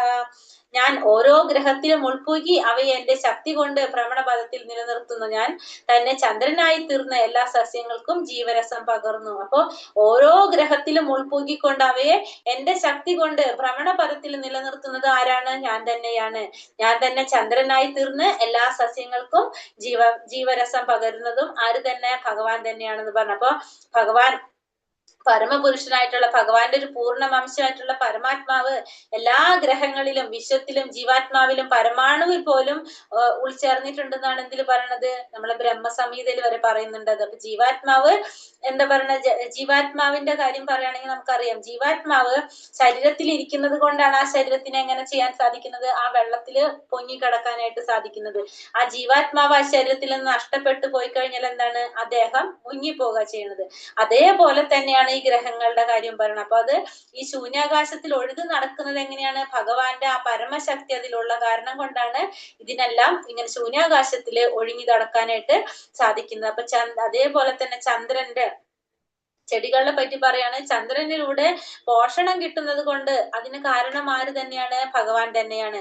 ചന്ദ്രന്റെ സ്വാധീന ശക്തി മൂലം സസ്യങ്ങള് സ്വാദുള്ളവയായിട്ട് മാറാണ് ചെയ്യുന്നത്. അപ്പൊ നിലാവില്ലാണ്ട് സസ്യങ്ങൾക്കോ ഈ പറഞ്ഞ അവർക്ക് വളരാനോ സ്വാദിഷ്ടമാകാനോ കഴിയില്ല. അങ്ങനെ ഭഗവാൻ ഈ ഇതിനെന്താ ചെയ്യണത്, അതിനു വേണ്ടി സഹായിക്കുന്നത് ആരാണ്, ഭഗവാന്റെ സഹായം കൊണ്ടാണ് ഇതൊക്കെ നടക്കുന്നത്. അങ്ങനെ ഭഗവത് ദത്തങ്ങളായ വിഭവങ്ങളുടെ സഹായത്താലാണ് മനുഷ്യവർഗം സുഖം അനുഭവിക്കുന്നത്. അപ്പൊ നമ്മള് ജീവിക്കുന്നതും സുഖിക്കുന്നതും നിലനിൽക്കുന്നതും പ്രവർത്തിക്കുന്നതും എല്ലാം എങ്ങനെയാണ്, ഭഗവാന്റെ സഹായം കൊണ്ട് തന്നെയാണ്. അല്ലാതെ നമുക്കൊന്നും ചെയ്യാനായിട്ട് സാധിക്കുന്നില്ല. അപ്പൊ എല്ലാതും ഭഗവാന്റെ ഒരു സഹായം കൊണ്ട്, ഭഗവാന്റെ ഒരു കാരുണ്യം കൊണ്ട് തന്നെയാണ് നമുക്ക് കിട്ടുന്നത് എന്ന് ഇവിടെ എടുത്ത് പറയാണ്. ഇനി അടുത്തതിൽ എന്താ പറയണത്, അഹം വൈശ്യാനരോ ഭൂത പ്രാണിനാം ദേഹമാശ്രിത പ്രാണാപാന സമായുക്ത പചാമന്യം ചതുർവിധം. സകല ജീവികളിലുമുള്ള ദഹനാഗ്നിയാണ് ഞാൻ. അടുത്തതാണ് ഏറ്റവും വലിയ കാര്യം പറഞ്ഞില്ല. അതായത് സകല ജീവികളിലുമുള്ള ദഹനാഗ്നി ആരാണ്, ഞാൻ തന്നെയാണ്. ഉൾക്കൊള്ളുന്നതും പുറത്തു തള്ളുന്നതുമായ പ്രാണവായുവിനോട് ചേർന്ന് ഞാൻ 4 വിധത്തിലുള്ള ആഹാരങ്ങളെയും ദഹിപ്പിക്കുന്നു. അപ്പോ ദഹനാഗ്നിയായിട്ട് ഉള്ളതും ആര് തന്നെയാണ്, ഭഗവാൻ തന്നെയാണെന്ന് പറയാണ്. പ്രാണവായു എല്ലാ 4 തരത്തിലുള്ള ആഹാരങ്ങളെ ദഹിപ്പിക്കുന്നത്. അപ്പൊ നമ്മൾ കഴിക്കുന്ന ആഹാരം വരെ ദഹിപ്പിച്ചു തരുന്നത് ആരാണ്, ഭഗവാന്റെ തന്നെ ശക്തിയാണെന്ന് പറയാണ്. അപ്പൊ ഇത് നമുക്ക് കഴിക്കാനുള്ള എല്ലാ സംഭവങ്ങളും ഈ ഭൗതിക ലോകത്തിൽ സൃഷ്ടിക്കുന്നതും അതിനെ നിലനിർത്തിക്കൊണ്ടു പോകുന്നതും നമ്മൾ കഴിച്ചു കഴിഞ്ഞാൽ അതിനെ ദഹിപ്പിക്കുന്നതും ആര് തന്നെയാണ്, ഭഗവാൻ തന്നെയാണ്. അപ്പൊ ഈ ഭക്ഷണം ആയുർവേദ ശാസ്ത്രത്തിൽ പറയുന്നുണ്ടല്ലോ, ഭക്ഷിക്കുന്നത് എന്തും ദഹിച്ചു പോരുന്ന ഒരു അഗ്നി നമ്മുടെ ഉദരത്തിലുണ്ട് എന്ന്. ആ അഗ്നി അത് ഇല്ലെങ്കിൽ, അത് എരിയുന്നില്ലെങ്കിൽ എന്താണ്, നമുക്ക് വിശപ്പുണ്ടാകില്ല. അഗ്നി എരിയുമ്പോൾ മാത്രമാണ് നമ്മളെ ദഹനേന്ദ്രിയങ്ങളെല്ലാം ശരിയായി പ്രവർത്തിക്കുന്നത്. അപ്പൊ മാത്രമേ നമുക്ക് വിശപ്പുണ്ടാകുന്നുള്ളൂ. അത് വേണ്ട വിധത്തിൽ പ്രവർത്തിച്ചില്ലെങ്കിൽ എന്താണ്, നമുക്ക് ഡോക്ടറെ കാണേണ്ടി വരും. നമുക്ക് അതിന് വേണ്ട ട്രീറ്റ്മെന്റ് ഒക്കെ നമുക്ക് എടുക്കേണ്ടതായിട്ട് വരും. ആ അഗ്നി ആരാണ്, പരമപുരുഷന്റെ പ്രതിനിധിയാണ്, ഭഗവാന്റെ പ്രതിനിധിയാണ് ആ ഒരു അഗ്നി എന്ന് പറയുന്നത്. ആ അഗ്നിയാണ് വൈശ്വാനരഗ്നി, വൈശ്വാന ശക്തി, വൈശ്വാനരഗ്നിയാണത്. ആ അഗ്നി പരമപുരുഷൻ തന്നെയാണ്. ബ്രഹ്മം ആ ഉദരത്തിനുള്ളിൽ അഗ്നിരൂപിയായി എല്ലാ തരം ഭക്ഷണങ്ങളെയും ദഹിപ്പിക്കുന്നത് ആരാണ്, ഭഗവാൻ. ആ ഒരു ശക്തിയാണ്. അപ്പൊ ഭഗവാന്റെ ആ വൈശ്വാനരഗ്നി എന്ന് പറഞ്ഞൊരു അഗ്നി, ആ അഗ്നിയാണ് നമ്മൾ കഴിക്കുന്ന ഭക്ഷണങ്ങളെല്ലാം ദഹിപ്പിക്കുന്നത്. അപ്പൊ ഭക്ഷണം ദഹിച്ചില്ലെങ്കിലുള്ള പ്രോബ്ലം എന്താണ്, നമുക്ക് ഭക്ഷണം കഴിക്കാൻ സാധിക്കുന്നില്ലല്ലോ. അതുകൊണ്ട് ഈ ഭക്ഷ്യവസ്തുക്കളെ സൃഷ്ടിക്കുന്നതും അതിനെ ദഹിപ്പിക്കുന്നതും എല്ലാതും ആര് തന്നെയാണ് ചെയ്യുന്നത്, ഭഗവാൻ തന്നെയാണ് ചെയ്യുന്നത്. അപ്പൊ 4 തരത്തിലുള്ള ആഹാരങ്ങളെ എടുത്തു പറയുന്നുണ്ട് ഇവിടെ. അത് ഏതൊക്കെയാണ്, വിഴുങ്ങുന്നത്, ചവച്ചിറക്കേണ്ടത്, നക്കി കഴിക്കേണ്ടത്, വലിച്ചുറ്റി കുടിക്കേണ്ടത്, വലിച്ചിറച്ചൊക്കെ വലിച്ച് ഇറക്കി കഴിക്കേണ്ട ഭക്ഷണങ്ങൾ. ഈ തരത്തിലുള്ള എല്ലാ ഭക്ഷണങ്ങളെയും ദഹിപ്പിക്കുന്നത് ഭഗവാന്റെ ഈ അഗ്നി തന്നെയാണെന്ന് പറയാണത്. സർവസ്യചാഹം ഹൃദി സന്നിവിഷ്ടോ മത്ത സ്മൃതിജ്ഞാനം അബോഹനം ച വേദൈശ്ച സർവൈരഹമേവ ദ്വേദ്യോ വേദാന്തകൃത് വേദവിദേവ ചാഹം. സർവജീവികളുടെയും ഹൃദയത്തിൽ ഞാൻ വാഴുന്നു. സ്മരണയും ജ്ഞാനവും മറവിയും എന്നിൽ നിന്നാണ് ഉളവാകുന്നത്. എല്ലാ വേദങ്ങളിലൂടെയും അറിയേണ്ടത് എന്നെ തന്നെ. വേദാന്തം ഉണ്ടാക്കിയതും വേദങ്ങളെ അറിയുന്നതും ഞാനാണ്. ഇനി എന്താ പറഞ്ഞത്, എല്ലാവരുടെ ഹൃദയത്തിലും ഞാൻ വാഴുന്നുണ്ട്. ഭഗവാൻ പറയാണ്, സർവജീവികളുടെയും ഹൃദയത്തിൽ ഞാൻ വാഴുന്നു. പിന്നെ സ്മരണയും ജ്ഞാനവും എല്ലാതും ആര് തന്നെയാണ്, ഞാൻ തന്നെയാണെന്ന് ഭഗവാൻ എടുത്തു പറയാണ് ഇവിടെ. എന്നിൽ നിന്നാണ് ഉളവായത്. എല്ലാ വേദങ്ങളിലൂടെയും അറിയേണ്ടത് ആരെ കുറിച്ചാണ്, എന്നെ കുറിച്ച് തന്നെയാണ്. വേദാന്തം ഉണ്ടാക്കിയതും വേദങ്ങളെ അറിയുന്നതും ആര് തന്നെ, ഞാൻ തന്നെ. അപ്പൊ എല്ലാവരുടെ ഹൃദയത്തിലും നമ്മൾ കാണുന്നുണ്ട് അല്ലെ, ഭഗവാൻ പരമാത്മാ രൂപത്തില് ഭഗവാൻ എല്ലാവരുടെ ഹൃദയത്തിലും ഭഗവാൻ ഇരിക്കുന്നുണ്ട്. പിന്നെ ജീവാത്മാവിനെ കുറിച്ച് പറയുകയാണെങ്കിൽ പരമാത്മ രൂപത്തിൽ എല്ലാവരുടെ ഹൃദയത്തിലും ഭഗവാൻ ഉണ്ട്. എല്ലാ കർമ്മങ്ങളും എന്താണ് ഭഗവാനിൽ നിന്നാണ് ആരംഭിക്കുന്നത്. നമ്മൾ പറഞ്ഞു ആ മുൻ ജന്മത്തില് നമ്മൾ ചെയ്ത സംഭവങ്ങളുടെ അടിസ്ഥാനത്തില് നമുക്കൊരു ശരീരം ലഭിക്കുകയാണ്. പക്ഷെ ജീവാത്മാവ് എന്താണ്, ആ ചെയ്ത കാര്യങ്ങളൊക്കെ ജീവാത്മാവിനൊന്നും ഓർമ്മയുണ്ടാവുന്നില്ല, മുൻ കർമ്മങ്ങൾക്കെല്ലാം. പക്ഷെ സാക്ഷിയായിട്ട് അവിടെ ആരുണ്ട്? ഭഗവാനുണ്ട്. ഭഗവാൻ സാക്ഷിയാണ് എല്ലാത്തിനും. ആ ഭഗവാന്റെ നിർദ്ദേശം അനുസരിച്ച് വേണം ആർക്ക് പ്രവർത്തിക്കാൻ? ജീവാത്മാവിന് പ്രവർത്തിക്കാൻ. തന്മൂലം മുൻജന്മ കർമ്മങ്ങൾക്കനുസരിച്ചാണ് പ്രവർത്തനങ്ങളെല്ലാം നമ്മളുടെ ആരംഭിക്കുന്നത്. നമ്മളിപ്പോ ചെയ്യുന്ന പ്രവർത്തനങ്ങളൊക്കെ നമ്മളെ കഴിഞ്ഞ ജന്മത്തിലെ നമ്മളുടെ എന്താ പറയാ കർമ്മങ്ങൾ അനുസരിച്ചാണ് നമ്മളിപ്പോ പ്രവർത്തിച്ചു വരുന്നത്. അപ്പൊ നമുക്ക് വേണ്ട സ്മരണ നൽകുന്നതും അറിവ് നൽകുന്നതും ജീവാത്മാവിന് മറവി നൽകുന്നതൊക്കെ ആര് തന്നെയാണ്? ഭഗവാൻ തന്നെയാണ്. അപ്പൊ തേജസ്, പിന്നെ വൈശാന ശക്തി പറഞ്ഞു, പിന്നെ ജ്ഞാനശക്തി, സ്മൃതി ശക്തി, മറവി ശക്തി, ഇതൊക്കെ ആര് തന്നെയാണ്? ഭഗവാൻ തന്നെയാണ് നമുക്ക് തരുന്നെന്ന് പറഞ്ഞു. അപ്പൊ ഭഗവാനാണ് എല്ലാത്തിന്റെയും ഭഗവാനാണ് എല്ലാ ശരീരത്തിലും പരമാത്മാ രൂപത്തിലിരിക്കുന്ന ഭഗവാനാണ് എല്ലാത്തിനെയും കുറിച്ച് അറിയുന്നത്. ജീവാത്മാവിന് അറിയാൻ സാധിക്കുന്നില്ല. പക്ഷെ ജീവാത്മാവ് ഭഗവാന്റെ കൺട്രോൾ, നിയന്ത്രണത്തിൽ തന്നെയാണ് പ്രവർത്തിക്കുന്നത്. കഴിഞ്ഞ ജന്മത്തിന്റെ കർമ്മങ്ങൾ അനുസരിച്ച് പ്രവർത്തിച്ചു തുടങ്ങണം. അപ്പൊ ഓരോ ഹൃദയത്തിലും സ്ഥിതി ചെയ്യുന്ന സർവ്വവ്യാപിയായിട്ടുള്ള പരമദിവ്യോത്തമ പുരുഷനായ ഭഗവാനെ ആ ഹൃദയത്തിലുള്ള എല്ലാ കാര്യങ്ങളും ഓരോരുത്തരുടെയും എല്ലാതും മനസ്സിലാക്കാനായിട്ട് സാധിക്കും. ആ നമ്മൾ ചെയ്യുന്ന ഫലോദിഷ്ട കർമ്മങ്ങൾക്കനുസരിച്ച് ഭഗവാൻ നമുക്ക് വേണ്ട പ്രതിഫലം നൽകാണ്. നമ്മൾ എങ്ങനെയാണോ ഭഗവാനെ ആരാധിക്കുന്നത്, ആ ബ്രഹ്മരൂപത്തിലോ പരമാത്മ രൂപത്തിലോ പിന്നെന്താണ് ഭഗവത് രൂപത്തിലോ ഏത് രൂപത്തിലോ നമ്മൾ ഭഗവാനെ ആത്മസാക്ഷാത്കരിക്കാൻ ശ്രമിക്കുന്നത്, ആ രൂപത്തിൽ ഭഗവാൻ എന്താണ് നമുക്ക് വേണ്ട നമുക്ക് സാക്ഷാത്കരിക്കാൻ സാധിക്കണം. ഏത് രീതിയിലാണോ നമ്മൾ ആഗ്രഹിക്കുന്നത് ആ രീതിയിൽ നമുക്ക് ഭഗവാനിലേക്ക് എത്താനായിട്ട്, ആ സാക്ഷാത്കരിക്കാനായിട്ട് നമുക്ക് സാധിക്കും. അപ്പൊ ഭഗവാനെ കുറിച്ചുള്ള അറിവ് നമുക്ക് എവിടെന്നാ കിട്ടുന്നത്? വേദങ്ങളിൽ നിന്ന് കിട്ടും. അപ്പൊ ഇതാണ് നമുക്ക് പറഞ്ഞു വരുന്നത്. അപ്പൊ വേദാന്തം ഉണ്ടാക്കിയതും വേദങ്ങളെ അറിയുന്നതും ആര് തന്നെയാണ്? ഭഗവാൻ തന്നെയാണെന്ന് പറയണം. അപ്പൊ നമ്മളുടെ ആ ശക്തി, ഓർമ്മശക്തി, നമുക്ക് ഈ പറഞ്ഞ പോലെ തന്നെ എന്താ പറയാ തേജസ്സിന്റെ ഉറവിടം പറഞ്ഞു, ജ്ഞാനശക്തി, സ്മൃതിശക്തി, മറവി ശക്തി, ഇതൊക്കെ നമുക്ക് ആര് തന്നെയാണ് തരുന്നത്? ഭഗവാൻ തന്നെയാണ് ഇതൊക്കെ തരുന്നത്. അപ്പൊ വേദങ്ങളുടെ ഉദ്ദേശം ഭഗവാനെ കുറിച്ച് അറിയാന്നുള്ളതാണ്. ആ വേദങ്ങളിൽ നിർദ്ദേശിച്ചിരിക്കുന്ന രീതിയിൽ നമ്മൾ ചെയ്തു കഴിഞ്ഞാൽ നമുക്ക് എന്ത് ചെയ്യാൻ സാധിക്കും?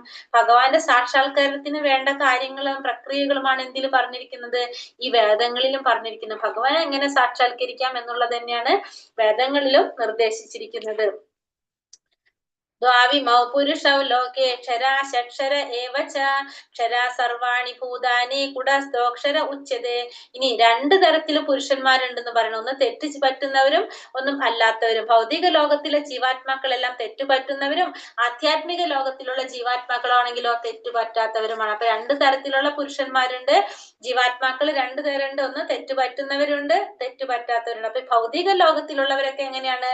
തെറ്റുപറ്റുന്നവരായിരിക്കും. ഈ ആധ്യാത്മിക ലോകത്തിലുള്ള ജീവാത്മാക്കളോ തെറ്റുപറ്റാത്തവരായിരിക്കും. ആധ്യാത്മിക ലോകത്തിലെ ജീവാത്മാക്കൾക്ക് എങ്ങനെയാ പോകാൻ പറ്റുന്നത്? പരിശുദ്ധരായി കഴിഞ്ഞാല് അവർക്ക് ഭഗവാന്റെ ലോകത്തിലോട്ട് പോകാനായിട്ട് സാധിക്കും. അവര് ഭഗവാനോട് ചേർന്ന് ഏകീകഭവിച്ചിട്ടുള്ളത് കൊണ്ട് അവർക്ക് എന്തുണ്ടാവുന്നില്ല? വീഴ്ചകൾ ഉണ്ടാകുന്നില്ല. അല്ലാത്തവർക്ക് എന്തുണ്ടാവും? ഈ ഭൗതിക ലോകത്തിൽ നിൽക്കുന്നവർക്ക് വീഴ്ചകൾ പറ്റുന്നത് കൊണ്ട് അവരെങ്ങനെയുള്ളവരാണ്? പറ്റുന്ന ജീവാത്മാക്കളായിരിക്കും. അതുകൊണ്ട് തെറ്റുപറ്റുന്നവരും തെറ്റുപറ്റാത്തവരുമായിട്ടുള്ള 2 തരത്തിലുണ്ട്. ഭഗവാന്റെ ലോകത്തിലോട്ട് പോകുന്നവർക്ക് എന്താണ്? അവർക്ക് തെറ്റുപറ്റുന്നില്ല. ഭൗതിക ലോകത്തിലുള്ളവർക്ക് തെറ്റുപറ്റുന്നത് മാത്രമല്ല, അവരുടെ ദേഹം എങ്ങനെയായിരിക്കും? അവരുടെ ദേഹം പദാർത്ഥ നിർമ്മിതമായിരിക്കും. പക്ഷെ ആധ്യാത്മിക ലോകത്തിലുള്ളവരുടെ ദേഹം പദാർത്ഥ നിർമ്മിതമല്ല. അതുകൊണ്ട് തന്നെ അവരുടെ ദേഹത്തിന് യാതൊരു മാറ്റവും സംഭവിക്കുന്നുണ്ടാവില്ല. പക്ഷെ ഭൗതിക ലോകത്തിലാണെങ്കിൽ 6 തരത്തിലും മാറ്റങ്ങൾ സംഭവിക്കുന്നുണ്ട്. ജനനം, വളർച്ച, സ്ഥിതി, പ്രത്യുൽപാദനം, ക്ഷയം, നാശം, ഇങ്ങനെ പല മാറ്റങ്ങൾ ആധ്യാത്മിക ലോകത്തിലുള്ളവരുടെ ശരീരത്തിന് സംഭവിക്കുന്നു. ഭൗതിക ലോകത്തിലുള്ള ശരീരത്തിന് സംഭവിക്കുന്നു. പക്ഷെ ആധ്യാത്മിക ലോകത്തിലുള്ളവരുടെ ശരീരത്തിന് ഈ യാതൊരുവിധ മാറ്റങ്ങളും സംഭവിക്കുന്നില്ല. ജീവാത്മാക്കള് ആധ്യാത്മിക ലോകത്തിലുള്ളവർ എങ്ങനെയാണ്? മുക്തരായിരിക്കും, ഏകീഭൂതരുമായിരിക്കും. പക്ഷെ ഭൗതിക ലോകത്തിലുള്ളവര് തെറ്റുപറ്റുന്നവരായിരിക്കും. അവര് വീണ്ടും ഈ പറഞ്ഞ ജനന മരണ ചക്രത്തിൽപ്പെട്ട് വീണ്ടും ജനന മരണത്തില് വീണ്ടും ജനിക്കേണ്ടതായിട്ട് വരാണ് ചെയ്യുന്നത്. അപ്പൊ 2 തരത്തിലുള്ള പുരുഷന്മാരുണ്ടെന്നും ഭഗവാൻ പറഞ്ഞു തരാണ്. ഉത്തമ പുരുഷ സ്തന്യ പരമാത്മേത്യുദാഹൃത യോ ലോകത്രയം ആവിശ്യാഭിഭർത്തവ്യേ ഈശ്വരഃ. ഇവരെ കൂടാതെ പരമപുരുഷനായ പരമാത്മാവ് എന്നറിയപ്പെടുന്ന അവ്യയനായ ഭഗവാനുമുണ്ട്. അദ്ദേഹം 3 ലോകങ്ങളിലും അന്തർഗതനായി അവയെ പുലർത്തിപ്പോരുന്നു. ഇനി ഇത് കൂടാണ്ട് ആര് കൂടിയുണ്ട്? പരമപുരുഷനായ പരമാത്മാവ് എന്നറിയപ്പെടുന്ന അവ്യയനായ ഭഗവാനും ഉണ്ടെന്ന് പറയണം. അപ്പൊ ഇത് കൂടാണ്ട് വേറെ ആരും കൂടിയുണ്ട്? ഭഗവാനും കൂടിയുണ്ട്. പരമപുരുഷോത്തമനായിട്ടുള്ള ഭഗവാനും കൂടിയുണ്ട്. ബദ്ധരും മുക്തരുമായ ജീവാത്മാക്കള് സംഖ്യത്തിന് അതീതമാണ്. അവർക്കുപരിയാണ് ആര്? ഈ ജീവാത്മാക്കൾക്കെല്ലാം ഉപരിയാണ് ഈ ഭഗവാൻ, പരമദിവ്യോത്തമ പുരുഷനായ ഭഗവാൻ. അങ്ങനെ പറയുന്നത് നിത്യാനം ചേതനാനം എന്ന് പറയുന്നത്. ഭക്തരും മുക്തരുമായിട്ടുള്ള ജീവാത്മാക്കൾക്കിടയില് അത്യുന്നതനായിട്ടുള്ള ഒരു ജീവാത്മാവാണ് ആര്? ഭഗവാൻ എന്ന് പറയുന്നത്. അപ്പൊ ഈ ജീവാത്മാക്കളെ സംരക്ഷിക്കുകയും അവരുടെ വ്യത്യസ്ത കർമ്മങ്ങളെ മുൻനിർത്തി കൊണ്ടുപോകുകയും ചെയ്യുന്നത്, അവർക്ക് വേണ്ട സുഖാനുഭവങ്ങളും സുഖവും ദുഃഖമൊക്കെ നൽകുകയും ചെയ്യുന്നത് ആരാണ്? ഭഗവാന്റെ ഇച്ഛയ്ക്കനുസരിച്ചാണ് ഇതൊക്കെ നടക്കുന്നത്. അപ്പോ ഈ ജീവാത്മാക്കളിലേക്കാളും ഏറ്റവും ഉന്നതിയിലുള്ള ജീവാത്മാവായിട്ടാണ് ആര് പറയുന്നത്? ഭഗവാനെ പറയുന്നത്. ആ പരമാത്മാവിനെ അറിയാൻ സാധിച്ച ബുദ്ധിമാനായ ഒരുവൻ മാത്രമാണ് എന്ത് നേടാൻ സാധിക്കുക? ശാന്തി നേടാനായിട്ട്, പൂർണ്ണ ശാന്തി നേടാനായിട്ട് സാധിക്കുക. അപ്പോ തെറ്റുപറ്റുന്നവരും തെറ്റുപറ്റാത്തവരായ രണ്ട് ജീവാത്മാക്കള്, അതുകൂടാതെ പരമമായിട്ടുള്ള അവ്യയനായിട്ടുള്ളൊരു പരമപുരുഷനായ ഭഗവാനും ഉണ്ടെന്ന് പറയാണ് ഇരുന്നിട്ട്. യസ്മാത് അക്ഷരമതീതോഹമക്ഷരാത്തപിച്ചോത്തമഃ അധോസ്മി ലോകവേദേച്ച പ്രഥിത പുരുഷോത്തമ. ഞാൻ ഇന്ദ്രിയാതീതനും ക്ഷരങ്ങൾക്കും അക്ഷരങ്ങൾക്കും അതീതനും സർവശ്രേഷ്ഠനും ആയതുകൊണ്ട് ലോകരും വേദങ്ങളും എന്നെ പുരുഷോത്തമൻ എന്ന് വിളിക്കുന്നു. അപ്പൊ പരമദിവ്യോത്തമമായ ഒരു പുരുഷോത്തമനെ, ഭഗവാനെ എന്തെന്ന് വിളിക്കുന്ന പറയണത്? പരമദിവ്യോത്തമ പുരുഷനായ ശ്രീകൃഷ്ണനെ അതിശയിക്കാനായിട്ട് ഈ ബദ്ധ ജീവാത്മാക്കട്ടെ, മുക്തമായിട്ടുള്ള രണ്ടു തരത്തിലുള്ളവർ പറഞ്ഞില്ലേ, തെറ്റുപറ്റുന്നവരും തെറ്റുപറ്റാത്തവരും, ബദ്ധ ജീവാത്മാക്കളും മുക്ത ജീവാത്മാക്കളും, അവർക്ക് ആർക്കും സാധ്യമല്ല. ഭഗവാനെ കവർ ചെയ്യാനായിട്ട് ഇവർക്ക് ആർക്കും സാധ്യമല്ല. അതുകൊണ്ട് തന്നെ ഭഗവാൻ എന്ന് വിളിക്കുകയാണ് നമ്മള്? പുരുഷോത്തമൻ എന്ന് പറയണല്ലേ. ഭഗവാന്റെ എന്താ പറയാ, ഗുണത്തില് അളവിൽ നമ്മൾ പറയണില്ലേ, ഭഗവാന്റെ വ്യത്യാസം പറയണ്ടല്ലോ. ഭഗവാന്റെ ശക്തികളെ പരിണാമത്തിൽ അതിശയിക്കാനാവില്ല എന്നുള്ളതാണ് വ്യത്യാസം പറയുന്നത്. എന്തൊക്കെ ശക്തികൾ ഉണ്ടെങ്കിലും പക്ഷെ ഗുണത്തില് തുല്യമായിരിക്കും, അളവില് വ്യത്യാസമായിരിക്കും. അപ്പൊ ഈ വ്യക്തിത്വങ്ങൾക്ക് ഉത്തമ അധമ ഭേദം ഉണ്ടായിരിക്കും. അതുകൊണ്ട് തന്നെ ഭഗവാനെ കവിഞ്ഞു നിൽക്കാനായിട്ട് ആർക്കും സാധ്യമല്ല എന്ന് മനസ്സിലാക്കി തരാം. അപ്പൊ ഭഗവാനാണ് സർവശ്രേഷ്ഠനായിട്ടുള്ളത്. ഭഗവാനെ കവിഞ്ഞു നിൽക്കാനായിട്ട് ഈ പറഞ്ഞ ആർക്കും, മുക്താത്മാക്കളായിക്കോട്ടെ ബദ്ധാത്മാക്കളായിക്കോട്ടെ, ആർക്കും സാധ്യമല്ല. അതുകൊണ്ട് തന്നെ ഇവരെ ഭഗവാൻ എന്ത് വിളിക്കാണ്? പരമദിവ്യോത്തമ പുരുഷനായിട്ടുള്ള ഭഗവാനെ പുരുഷോത്തമൻ എന്ന് വിളിക്കാണ്. വേദങ്ങളും എല്ലാവരും ലോകരും എങ്ങനെ വാഴ്ത്താണ്? പുരുഷോത്തമൻ എന്ന് വാഴ്ത്താണ് ചെയ്യുന്നത്. യോമാമേവ സമ്മൂഢോ ജാനാതി പുരുഷോത്തമം സാ സർവവിദ് ഭജതി മാം സർവഭാവേന ഭാരത. എന്നെ പരമദിവ്യോത്തമ പുരുഷനായ ഭഗവാൻ എന്ന് നിസ്സംശയം അറിയുന്നവർ എല്ലാം അറിയുന്നവരാണ് ഹേ ഭാരത. അതുകൊണ്ട് അവർ എന്റെ ഭക്തിയുടെ സേവനത്തിൽ പൂർണ്ണമായും മുഴുകിയിരിക്കുന്നു. അപ്പോ എന്നെ ഭഗവാനെ പരമദിവ്യോത്തമ പുരുഷൻ എന്ന് അറിയുന്നവർ എന്താണ്? നിസ്സംശയം എല്ലാം അറിയുന്നവരാണ്. അതുകൊണ്ട് അവർ എന്ത് ചെയ്യും? ഭഗവാന്റെ ഭക്തിയുടെ സേവനത്തിൽ മുഴുകിയിരിക്കുകയും ചെയ്യും. ഇപ്പൊ നമുക്കറിയാലേ, ഇപ്പൊ നമ്മൾ പറഞ്ഞു ജീവാത്മാക്കള് മുക്തരായവരുണ്ട് ബദ്ധരായവരുണ്ട്. പക്ഷെ അവരെക്കാളും ഉന്നതനാണ് ആര്? പരമദിവ്യോത്തമ പുരുഷൻ എന്ന് മനസ്സിലാക്കി കഴിഞ്ഞാൽ അവർക്കറിയാൻ സാധിക്കില്ല ഭഗവാന്റെ ക്വാളിറ്റി എന്താണ്, ഭഗവാന്റെ ഒരു ഗുണം എന്താണെന്നുള്ളത് മനസ്സിലാക്കും. ഭഗവാൻ ആരാണെന്ന് അറിയുന്നത് കൊണ്ട് അവർ സ്വാഭാവികമായിട്ട് എന്ത് ചെയ്യും? അവര് മുഴുവനായിട്ടും ഭക്തിയുടെ സേവനത്തില് ഭഗവാന്റെ സേവ ചെയ്യാനായിട്ട് മുഴുകിത്തരും. അപ്പൊ ഭഗവാൻ ഈ ശ്ലോകത്തിലൂടെ നമുക്ക് തീർത്ത് പറഞ്ഞു തരാണ് എന്ത്?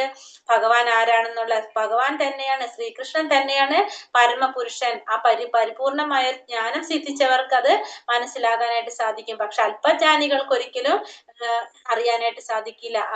അറിഞ്ഞവര് എന്ത് ചെയ്യും? കൃഷ്ണാവബോധത്തിലൂടെ ഭക്തിയുടെ സേവനത്തിലൂടെ ഭഗവാനെ പ്രാപിക്കാനായിട്ട് അവര് ശ്രമിച്ചുകൊണ്ടിരിക്കും.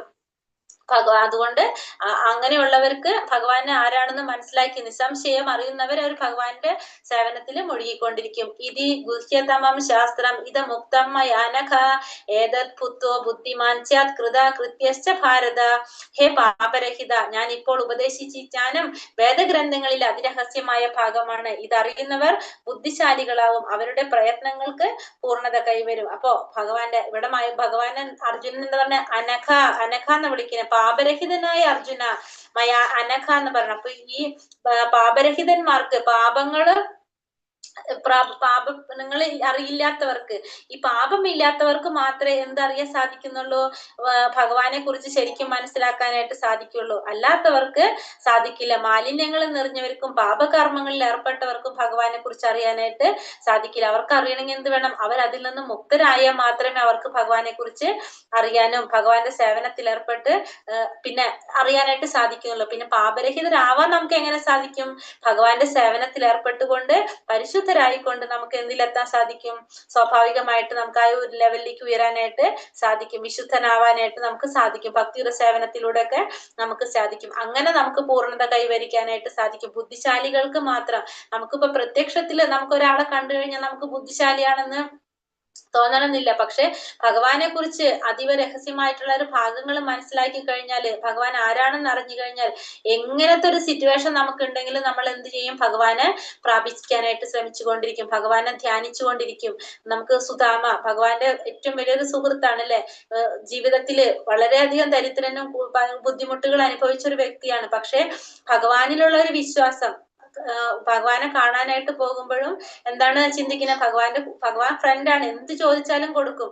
പക്ഷെ എന്താണ്, ഇത്രയും ദരിദ്രനായിട്ടും അദ്ദേഹം എന്ത് ചെയ്യണം? ഭഗവാന്റെ അടുത്ത് പോയിട്ട് ഭഗവാനോട് ഒന്നും പറയില്ല ചെയ്യണത്. പക്ഷെ ആ ഭഗവാനിലുള്ള ഒരു വിശ്വാസം കൊണ്ട് സുധാമയ്ക്ക് ഭഗവാൻ എല്ലാതും കൊടുക്കുകയാണ് ചെയ്യുന്നത്. അതാണ് നമ്മ പറയണത്. അവരങ്ങനെയുള്ള ബുദ്ധിശാലികളാണെന്നാ പറയുന്നത്. ഭഗവാനെ കുറിച്ച് മനസ്സിലാക്കിയവര്, പാപരഹിതരായിട്ടുള്ളവർക്ക് ആ മനസ്സിലാക്കാൻ സാധിക്കുന്നുള്ള അവര് ബുദ്ധിശാലികളാണെന്ന് പറയാണ്. പരമപുരുഷന്റെ ഈ തത്വശാസ്ത്രം പഠിച്ചറിഞ്ഞ് ഭഗവത് സേവന നിരതരായവർക്ക് ഭൗതിക പ്രകൃതിയുടെ ത്രിഗുണങ്ങളിൽ ബാധയിൽ നിന്ന് ഒഴിയാനായിട്ട് സാധിക്കും. ഭഗവാനെ കുറിച്ച് മനസ്സിലാക്കിയവർക്ക് ഈ ഭൗതിക പ്രകൃതിയുടെ ത്രിഗുണങ്ങളുടെ ബാധയിൽ നിന്ന് ഒഴിയാനായിട്ട് സാധിക്കും. ആധ്യാത്മികമായ ഒരു ജ്ഞാനത്തിന്റെ പ്രക്രിയ ഭക്തിപൂർവമായിട്ടുള്ള ഭഗവത് സേവനമാണ്. അത് നടത്തുന്നിടത്ത് ഭൗതിക മാലിന്യം നിലനിൽക്കില്ല. അപ്പൊ ഭക്തിയുടെ സേവനം ചെയ്യുന്നിടത്ത് എന്തുണ്ടാവില്ല? ഭൗതിക മാലിന്യം ഉണ്ടാകുന്നില്ല. ഭഗവത് സേവനവും ഭഗവാനും ആധ്യാത്മികമായതുകൊണ്ട് രണ്ടും ഒന്ന് തന്നെയാണ്. ഭഗവാന്റെ അന്തരംഗ ശക്തിയിലാണ് ഭക്തിയുടെ സേവനം നടക്കുന്നത്. അപ്പൊ ഈ ഭക്തിയുടെ സേവനം ചെയ്യുന്നത് എങ്ങനെയാണ്? ഭഗവാന്റെ അന്തരംഗ ശക്തിയാണ് എന്ന് പറയാണ്. അപ്പൊ നമ്മൾ നാമം ജപിക്കുമ്പോ തന്നെ നമ്മൾ ശരിക്കും രാധാറാണിയോടാണ് പ്രാർത്ഥിക്കുന്നത്. ഭഗവാന് സേവ ചെയ്യാനുള്ളൊരു അവസരം നമുക്ക് കിട്ടണമെന്നാണ് നമ്മൾ പറയുന്നത്. കാരണം അന്തരംഗ ശക്തി നമ്മൾ പറഞ്ഞു, ഏതോ അധ്യായത്തിൽ നമ്മൾ പറഞ്ഞു കഴിഞ്ഞു അതൊക്കെ അല്ലെ. അന്തരംഗ ശക്തിയുടെ സ്വാധീനം കൊണ്ട്, അന്തരംഗ ശക്തിയാണ് നമ്മളെ തീരുമാനിക്കുന്നത്. നമുക്ക് അതിനുള്ളൊരു ക്വാളിറ്റി ഉണ്ടോ, അങ്ങോട്ട് പോവാനായിട്ട് സാധിക്കുന്നുണ്ടോ എന്നുള്ളത് നോക്കുന്നത്. ബുദ്ധിമാനും വിശുദ്ധനുമായ ഏതൊരാളും കൃഷ്ണാവബോധം ഉൾക്കൊള്ളുകയും ഭഗവത് സേവനം അനുഷ്ഠിക്കുകയും വേണം. പിന്നെ കൃഷ്ണനെ മനസ്സിലാക്കി ഭക്തിയുടെ സേവനത്തിൽ ഏർപ്പെടാത്തിടത്തോളം കാലം സാമാന്യ ദൃഷ്ട ബുദ്ധിമാനായിരുന്നാലും അയാളെ ആ നിലയ്ക്ക് അംഗീകരിക്കാനായിട്ട് സാധിക്കില്ല. അപ്പൊ ഏതൊരു വ്യക്തി ആയിക്കോട്ടെ, നമ്മുടെ രൂപത്തിലും അതിലുള്ള കാര്യം, അയാള് സാമാന്യ ദൃഷ്ട നമുക്ക് എന്താണ് തോന്നുക? നല്ല വെൽ ഡ്രസ്ഡ് ആയിരിക്കും, ബുദ്ധിമാനാണെന്നൊക്കെ തോന്നും. പക്ഷെ അയാളെ നമുക്ക് അംഗീകരിക്കണമെങ്കിൽ എന്ത് വേണം? ഭക്തിയുടെ സേവനത്തിൽ ഏർപ്പെടാത്തിടത്തോളം കാലം അയാളെ നമുക്കൊരു ബുദ്ധിമാനായിട്ട് നമുക്ക് അംഗീകരിക്കാനേ സാധിക്കുന്നില്ല എന്ന് പറയാണ്. ഇപ്പൊ നമ്മൾ ഈ പറഞ്ഞതിനുള്ള എക്സാമ്പിൾ ആണ് അല്ലെ. കുചേലൻ ഡ്രസ്സ് കീറി, ഇപ്പൊ ദരിദ്ര ബ്രാഹ്മണനാണ്. പക്ഷെ സാമാന്യ ദൃഷ്ടി നമുക്ക് കാണുമ്പോ എന്താണ്? വളരെ ദരിദ്രനായിട്ടുള്ള ഒരു വ്യക്തിയാണ്. പക്ഷെ ഭഗവാന്റെ ഭക്തനായിട്ട് കാരണം കൊണ്ട് നമുക്ക് ആ വ്യക്തി എന്താണ്? ഏറ്റവും ഉയർന്ന ഒരു വ്യക്തിയാണെന്ന് നമുക്ക് പറയാം. കാരണം കൃഷ്ണാവബോധത്തില് നമ്മൾ പറഞ്ഞതാണ്, സാമാന്യ ദൃഷ്ടി നമുക്ക് ബുദ്ധിശാലിയാണെങ്കിലും അയാൾ അംഗീകരിക്കണമെങ്കിൽ നമുക്ക് എന്ത് വേണം?